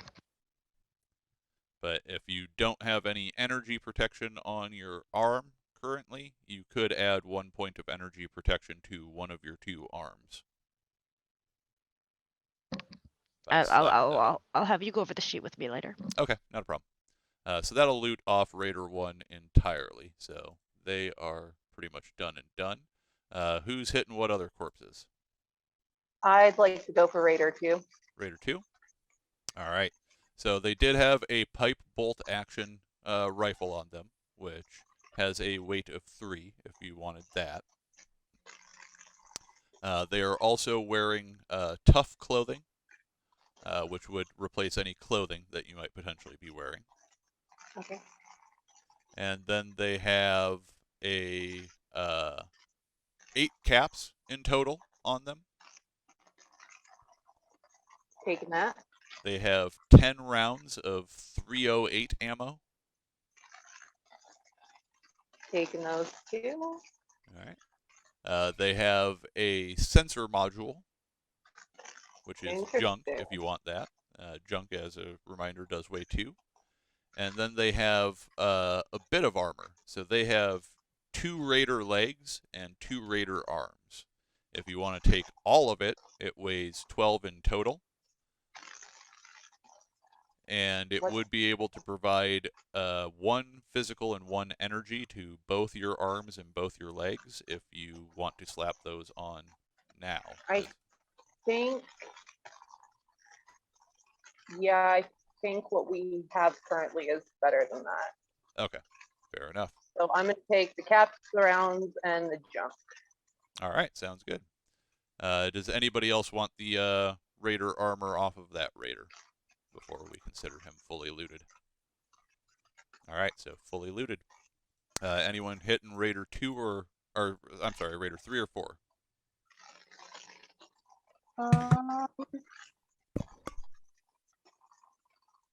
Well, I imagine that at this moment, Betty is almost fretting around the diner. So kind of looting the diner less than the corpses. Well, you would definitely find then 5 pieces of strange meat in the fridge. Think I'm going to pass. And there are 3 bottles of dirty water. Okay, I'll grab those. And eventually you find a terminal in a back office that is actually functional. And then Aiden or Katya, any further looting from either of the 2 of you? I guess that. Oh, yeah. Go ahead. Maybe look at one of the other bodies. All right, any preference? No. All right, so Whichever. Katya, you'll have Raider 3, and Aiden, you'll have Raider 4. So for Raider 3, there's more road leathers, which I assume we're passing on. They do also have a pipe gun, which is a pipe pistol. There are 12 caps on the body. We take those. There are 12 rounds of 38 ammo. Okay. There is a toy dinosaur, which is junk, but something you could take. And there are 2 bottles. I just of imagine the water. raider playing with his little toy ducks. I'm definitely. I'm definitely going to take the little dinosaur. All right, that has a weight of 2, and there are the 2 dirty waters as well. And I'll take the dirty waters. All right. And then Raider 4 for Aiden. Road leathers, which I assume you're passing on. Tire iron, which I also assume you're probably passing on. I already have one. All right. There is 5 caps, though. There is a toy alien. Ooh. That would qualify as junk as well and have a weight of 2. They have more leg and arm armor, if you have any interest in picking that up. And then they also have a bottle of Nuka-Cola and a bottle of rum. I will take both of those. All right. And I think the rum might have weight, but I'll double check on that later because I can't imagine any of you are getting to encumbrance level yet. So, No. all right. So that covers all of the loot to be had there. Where is everybody convening at that point? There is, like I did mention, a functional terminal that Betty found. Yeah. As she's fretting around, she's kind of like quietly mumbling to herself. There's definitely a little bit of a wire cross, but she stops in front of the terminal and starts tapping at it. All right. So I assume Aiden and Katya, you end up eventually coming into the office as well after realizing that that's where Betty has posted up in front of a terminal. You see one of the little pincer arms kind of just moving around the keyboard and doing things. And what comes up on the screen there for you is, the standard thing that you would expect on boot once you load the terminal up. It says Robco Industries Unified Operating System, copyright 2075 to 2077, Robco Industries. And then it says, welcome to Robco Industries TM Termalink, Personal Recreational Terminal. And there appear to be 5 entries in the terminal. It's not password protected in any way, so you have immediate direct access, but there is one entry. All of them are listed as dates, actually. One is 5/1 of 2250. There's 5/12 of 2250, 5/14, 5/16, and 5/17. So first of the month, 12th, 14th, 16th, and 17th. Today being the 17th. So one of those entries is from today. Yeah. Gonna start with the most recent. Starting Move with the backwards. most recent, work backwards. All right. So the entry from 5/17, 2250 says, "Holy shit! I can't believe everything worked out. The looks on those two Hicks' faces was so perfect once they realized what we were doing. Shame we had to kill them already. Could have been a lot of fun. I'm sure the plan will work. Shelley looks like a spitting image of that vacant cow. Wonder if she liked Jet too. Should be close enough not to tip anyone off. Tony finished butchering the bodies this morning and looks like we have our first customer coming in now. This is going to be funny as hell." Okay. On to the next one. All right, going back one day, so to yesterday, 5/16. "We had our first batch of customers today. Things seemed pretty positive. I heard chatter about how good the food is. I knew Mom's old recipe would win over some hearts. It really does seem like this will all work out. On the other hand, we should probably look into some security. There were 4 folks who stopped in, acting all manner of strange. Just kept staring at us the whole time. Didn't touch the food. Hank will be keeping a close eye on things until we sort it. Still, I don't want some creeps to spoil all my fun. Keeping my eyes on the bright side." And the next. All right, jumping back to 5/14. "Hank managed to find some meat for us. Some radstag came through the area and he managed to take one of them down. I can't believe it is all coming together, considering how our luck was back in Brahmanwood. I'm so excited I think my heart could just burst. No more life as a farmhand. We're bona fide. Hope we get some foot traffic coming through soon. I honestly just can't wait." And next. Jumping back to 5/12. "It has taken a couple days here, but I think everything is coming along nicely. The stove had a burnt-out pilot light, but Hank managed to find one out in the ruins. Sounds like we'll need to keep away from a few places. He mentioned that the Blamco factory has some handies roaming around inside of it still. A lot of spots also seem to have rad roaches, so we'll need to be on the watch for any infestation in the diner. Hank said he'll start working on our meat supply here over the next few days. This is really happening." And the final This one entry, reads that, and go ahead. on 5/1, the first of the month. "Well, we managed to find a nice little spot here on the road to Mound View. I've been managing to clean up while Hank worked on getting this old terminal functioning again. I can't believe we found an old diner that is still intact. This place is going to be a huge success. I just know it. Heck, we'll be the only pit stop between Mound View and Underpass. I can hear the caps jingle jangling now."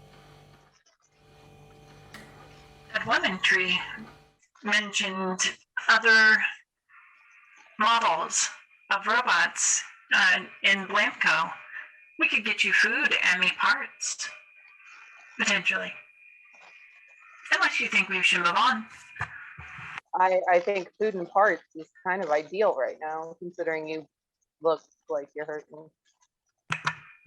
Oh, I'll be right as rain and however long it takes to repair.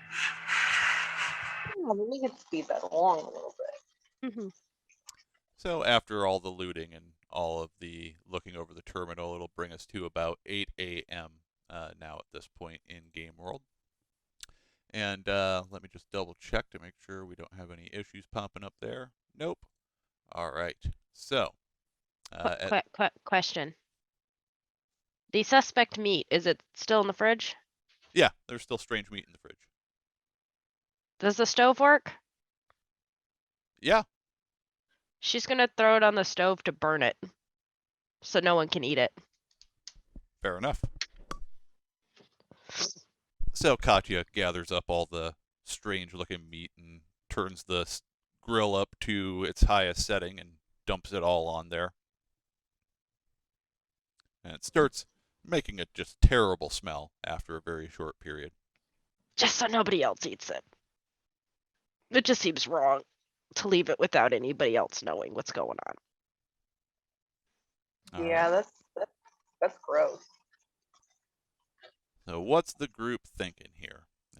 As a reminder of just where everybody's at, again, Aiden, you have, oh, actually, we need to update Betty's screen here because Betty is sitting on an injury now. We fixed the injury, didn't we? Or Oh, yeah, true. Yeah. True. Yeah, you're not injured anymore. You were just heavily damaged. So I don't need to worry about that then. So Aiden, you have 1 rad, 0 luck, and you are at tier 1 hunger. Katya, you have 6 luck still and are at tier 1 hunger. And Betty, you are at 1 luck remaining. Is where we are at. And we're in the diner here. What are the plans? I say food and parts is a good plan. Now I will go ahead and, because I don't know actually offhand if all of y'all have the most recent version of the map, so I am going to go ahead and drop that into our little chat here just to make sure you have that. So, are we thinking go into the factory, or are we just moving along? Yeah, let's head to the factory. Yeah, factory sounds good. All right, so heading over to the Blamco plant. So, with Before that, we before we leave though, I'm gonna hold out this toy alien to Katya, and I'll trade you the alien for that baseball glove. Deal. all right, so doing a quick swap of some of the junk items to get things that are more sentimental to one another into their possession. I absolutely approve of that. I never truly understood humans' fascination with trinkets, especially useless ones. So we're going to chit-chat kinda- as we head over to the Blamco factory. You guys can more than happily go ahead and chit-chat. I'm just updating the map here for the audience. I'm gonna see how well this baseball glove fits. It's good and worked in. It's definitely nicely worked in already. And go ahead and roll a single combat die for me.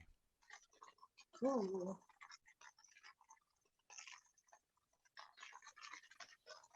The little alien kind of reminds me of John. He always liked those really weird little alien things they would show on film. Fits like a glove.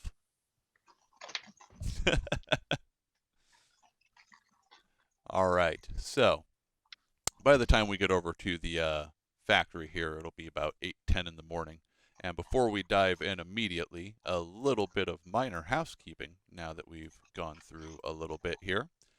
First and foremost, you're going to get 5 experience for locating the new location here of the Blamco factory. On top of that, after the diner encounter here, you're all going to get... Let me just total it for you instead of... So 68 from the encounter in the diner with the additional 5. That's additional 73 experience points that you would have gained over all of that. And then Betty, I'm going to go ahead and give you an additional 5 because even though you did have a tool to bring the difficulty down, you did do a difficulty 3 check with your repair. So that will get you extra experience from using a very difficult skill check. And just to double I'm sorry, you check, said how much? I'm sorry. should be 73 plus an additional 5 for you. Additional 3 and 5. Okay. Mm, All right. And did that cause anybody to level? Just to double check. Okay. Perfect. Close, but no And cigar. I'd be at 526. Okay. If my math is I'm right. at 514. So. What's the total? 526. Ha! I mathed right. All right. So, heading over to the Blamco factory. What we'll want to do is have each of you go ahead and we'll do the general search for the Blamco factory to begin with, and then we'll find out what potentially happens over there. So since you all have the same stats there, generally speaking, who wants to lead the search attempt at the Blamco factory? Now, this place is much larger once you come up on it. You know that you're talking at least hours of searching to go through the whole of the building. I could do it since I still have luck. All right, sounds good. And I'd suggest maybe some action points to cut down the time. Mhm. Mm-hmm. So what we thinking? Well, the group does have 5 action points right now, so that is definitely something that it would be viable. So if you want to go ahead and lead that off with a check of perception plus survival there, Katya. How many dice?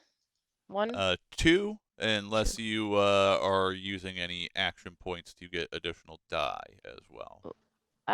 Could I use 1? Start us off with 3 chances to get something. Right. That would still leave you with enough to reduce the time, so that is totally viable. So you can go ahead and do it with 3 die. Oh, good lord. So that is 1 success so far. And that's 1. The difficulty on this location is actually just a 1. So everyone else can go ahead and help. Nope, no bonuses, but we didn't get any complications either. So as you go ahead and start kind of scouting about the place, this is going to show you kind of the other facet of this. So the handy units that they had mentioned don't appear to be here, actually.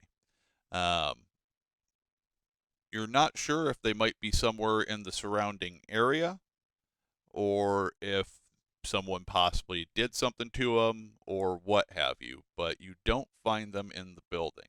And that is solely because, from a mechanics perspective, you did not roll a complication to cause inhabitants to be there. However, you did do a good enough search to potentially find a whole boatload of additional things that you might be able to take. So I'm just going to start rattling through the list of things that you got off of success here, and then beyond that, you can go ahead and afterwards look at some AP buy options as well. The search will have taken 2 hours unless you want to use action points to reduce that time. How many is that to 2 reduce action it? points will cut it in half. Okay. Looks like folks want to do that. All right, so then Yeah, we'll I'm go okay with ahead, it. and it will only move us forward 1 hour. That'll make it 9:10 at the end of the searching period here. And let me just double check your survival situation. So that is going to put Aiden and Katya up to tier 2 on the thirst, actually. So let me, first of all, do any of y'all want to drink as a result of that? Yeah. Or actually, I'm sorry, it'll just be tier 1. You're Oh, okay, both at well. tier 0 right now. It can wait. Okay. But let me go ahead and I'll mark that off here so we know that we have that. That'll be Aiden and Katya, both at thirst 1. And let me update your timers so that I don't forget in the future.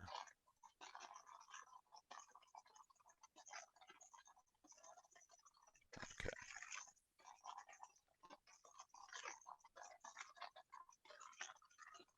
So, things that you can go ahead and loot right away for free. There is a lab coat. That qualifies as an outfit. So you would have to give up both clothing and armor in order to wear that. There is a hard hat, which is obviously headgear. Some utility overalls. Combat armor chest piece. 2 leg pieces. There are also 9 boxes of Blamco mac and cheese that are preserved, which means there is no chance of radiation with them.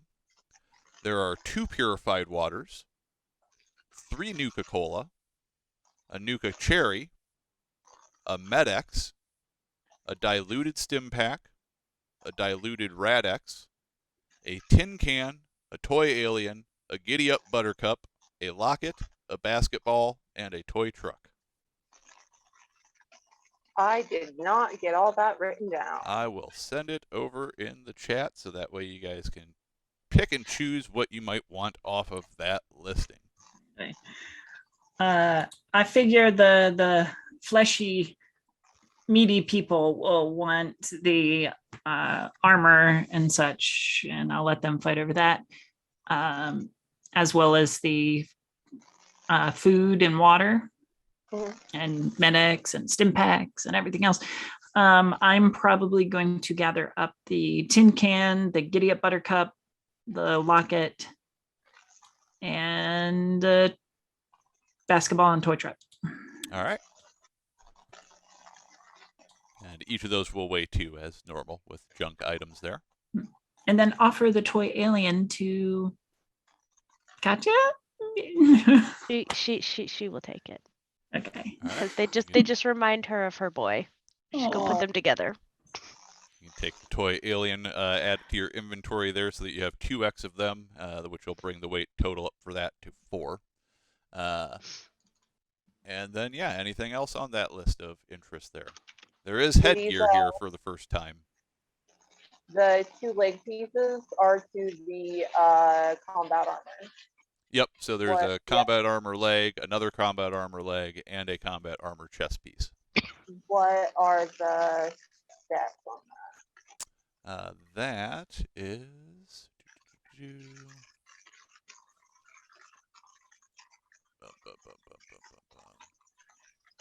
So each of the legs is going to be 2 weight each, and the chest piece is 8 weight. And they provide 2 physical and 2 energy resistance to the areas that they are applied to. Okay, so that's equal with what we have now. I think, unless Katya's is somehow different than mine, I think we'll leave that. And then split the mac and cheese. Do you want to do it 5 and 4 since we have pie? Yeah, I'll do 4. Okay.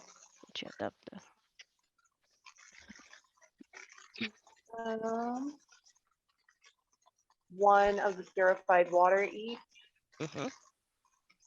And I assume you want one or both of these Nuka-Colas? I think I'll just take, because there's what, 3 regular and 1 cherry? Yep. We could split it 2 and 2 and someone gets a cherry. I would like the cherry, please. You can have the cherry, because I don't like cherry. All right. And then we do have the Med-X, the Stim Pack diluted, and the Rad-X diluted, which are all various forms of meds. You said the stim, the what, and the rad? Stim Pack, Rad-X, and Med-X. I probably have the most carrying capacity overall, so if everybody's okay, I will carry those. And if anyone needs them, they are group property. Yes. All right, sounds good. And then for action point buys, there is some more stuff that you guys can get if you want to spend the AP on it. And that list is here. For the audience, that would be either 3 healing salves, dirty water, a stim pack that is not diluted, and another Rad-X that is diluted. What are we sitting at for action points? 2? Your current action points are 2, yes. I think we're pretty well stocked right now, and we don't really know what's coming up. So we might want to save those last 2 just in case. Because I already have a healing salve, Mhm. and I still have my other healing items from before because I haven't used them. Mm. All right, well, certainly no worries. You don't have to take every piece of loot that you come across there. But my inner loot gremlin wants it. Now, that said, there are a few benches available, actually, in the factory here. So there is a repair bench, workbench, which means if you wanted to, you could take some time to salvage things into components and potentially build other things to hopefully take care of some stuff. I don't know if you have the correct perks or anything like that for all of that, but we can certainly take a moment to look into what options you might have available. Well, I could use the hour to repair myself. The extra hour that you saved there, go ahead and let that time still pass anyway. So that, I mean, if the meat bags are okay with it. Can I actually assist on that? I've got repair as a tag skill. Yeah. Oh, okay. Yeah, I think Cat will just sit by and just keep like an eye out while they're working. What's your total? My total is 1 second. Not good. It is 2, 6. 6 total. Mhm. So I'll take the lead on that because I got 9. all right. Mm. So you can go ahead and make your check first, Winter, and as long as you get a success, then Aiden will be able to assist there. Fingers crossed. No, of course not. All right. Do you want to spend any luck? You do still have a few luck points left. Just Yeah, one. but I don't. I take it I cannot donate my luck. No, unfortunately not. No. It's rude. Ugh.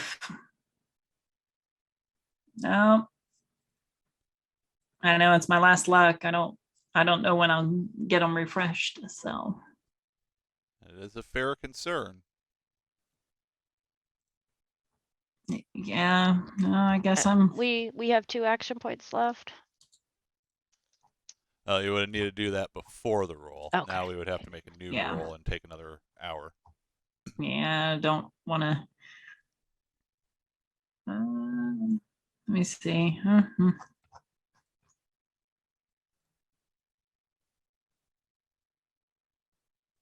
Out. Oh, it actually. No, actually, it says outside of combat, an hour's work on a damaged machine restores hit points equal to twice the repair's repair skill rating.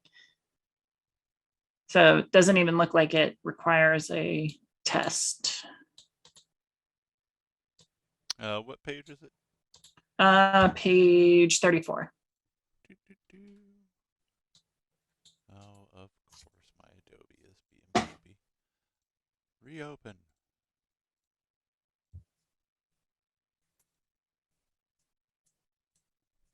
$34. All right.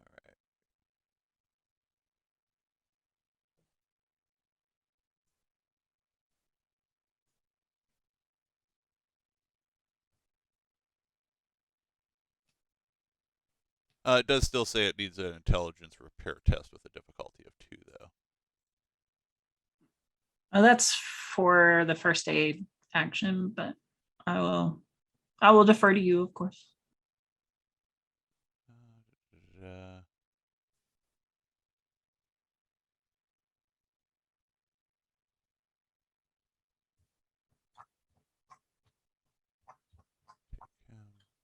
Yeah, because it boils down to you're still theoretically taking a first aid action is what would be happening outside of combat.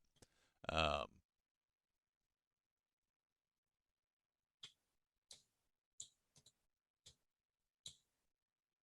Okay, dokie.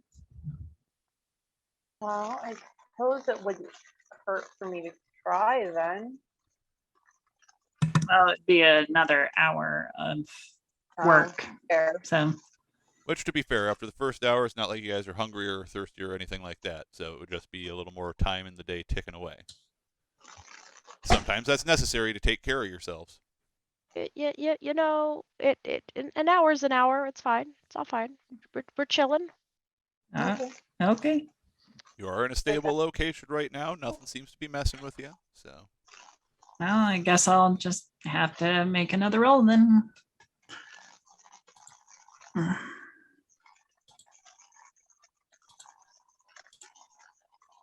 Okay. And we both got multi-tools, so I don't. It reduces the difficulty by one, so that would be then a just have difficulty one. test. Yeah. So Yeah. you have succeeded. However, you can still help Aiden, and that would potentially generate more action points for y'all. And I just assist with one dice, correct? Yeah, just one die. Oh, no, Yep. I'm Ooh, close to complication. Well, you at least get to restore a little bit of health points there because you did succeed on the check. Now, you do also have right now 2 action points left. So if you wanted to, you could reduce the time that one of those repairs took down to just a half hour instead of an hour. But that would eat up the action points. No, we're in a pretty solid place right now. Yeah, I think we're okay. No worries. So that'll bring us to 11:10 a.m. It's going to be just about noon. And with that in mind, let's see, I believe, yes. So both Aiden and Katya, you would go up another thirst level here. So that would put you at tier 2. Now, tier 2 is the level where you have to start slowly but surely worrying about things, because it does mean that you will start gaining fatigue soon. You haven't gained fatigue yet, but once you go to the next window, you will gain a fatigue for doing so.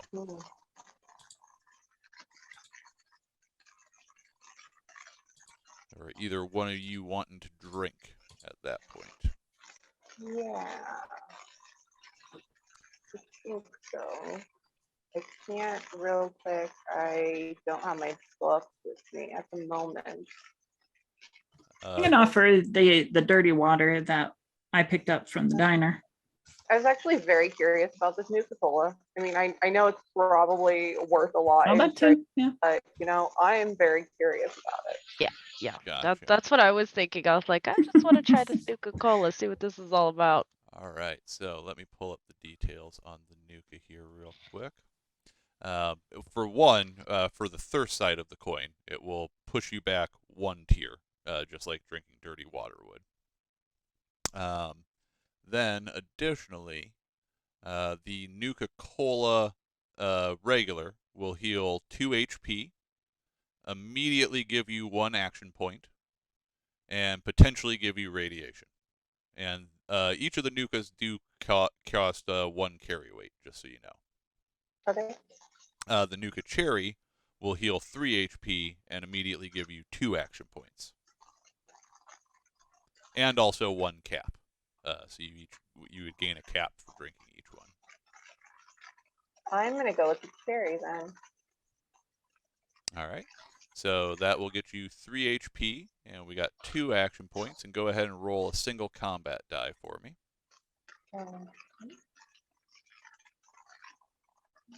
You need that single combat die for me too. Yes, if you are going to drink one of the Nukas. Yes.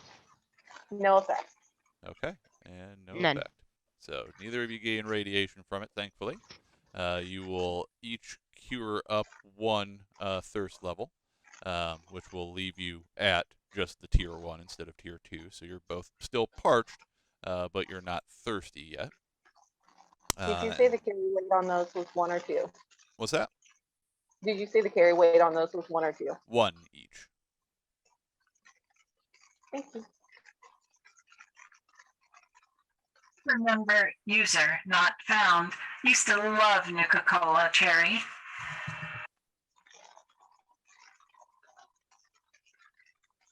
So the next one will be. I must admit, it's a different taste. Interesting. Not bad though. All right. And do also make sure you each give yourselves 1 cap each from drinking those. And you drank a regular, and you drank the cherry, correct? Carry, yep. Okay. So that'll be 3 action points total that you guys will gain back there. So that's going to put you back up to 5 action points again, and feeling a little bit better in regards to your thirst and all of that good stuff. So at this point, what would y'all like to do? You've gained a little bit of health back. It's now about 11:10 in the morning, and you find yourself still in the ruins of Galena, with your just outside of the, well, probably still technically inside the Blamco factory. There are technically a couple other places in town you could go rooting around in. Then obviously Vault 66 is further on down the road here, and a little bit further past that would be the city of Underpass and the pre-war ruins of Freeport. I think we've spent plenty of time in this lovely town. I think it's time to move on. What do you think? Yeah, I'm ready to see a different location. I think. Yeah. All right. Should we try for the vault? That vault does sound very interesting. I'd love to go. So to Vault 66 is where we plan to head to. Fantastic. Well, that is going to be a few hours of travel and all of that good noise. So first and foremost, looking at your map, it looks like it's a mostly straight shot of following the highway, and eventually you'll get to a point where you'll be able to break off and make your way to the vault itself. So, how late into the day is it that y'all want to travel? How many hours do we want to spend out there on the road? I would say let's get as far as we can. Yeah, until Probably about nightfall. So, it is still more than a day's travel away for you at this point. You'd be looking at probably about 12 hours worth of walking to get there. Now, you said you wanted to go maybe till nightfall specifically. All right, so along the way, you will end up seeing a sign along the highway that says that there is a kind of a park that you are heading in the direction of at this point, called Ward's Grove, which, based on its distance and all of that, I will go ahead and also add to your map as an undiscovered location as well. And then let's go ahead and actually update that and show folks where we're going to be at. And I will also dump that into the chat for y'all.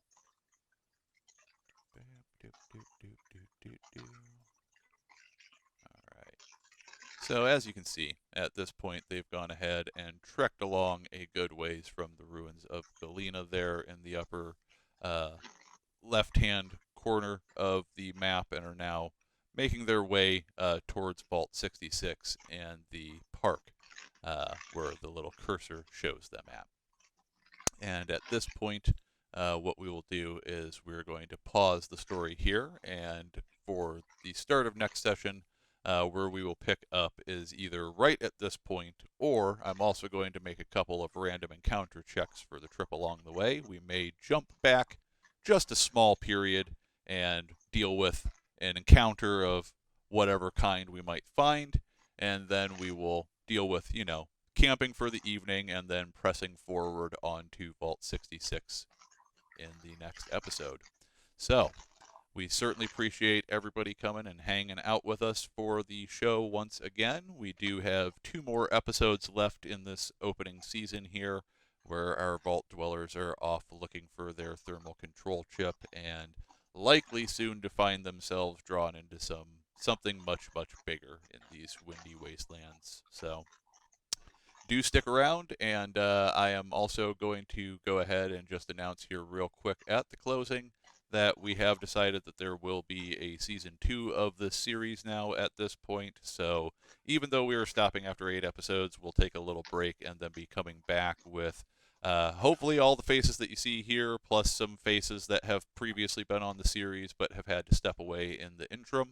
So we'll let you know, obviously, on Twitch and on Discord what all the details will be with that and when exactly Season 2 will happen and what day and time and all of that good stuff. But other than that, we really appreciate you coming to hang out, and we will see you next week for further adventures in the Windy Wasteland. Take care.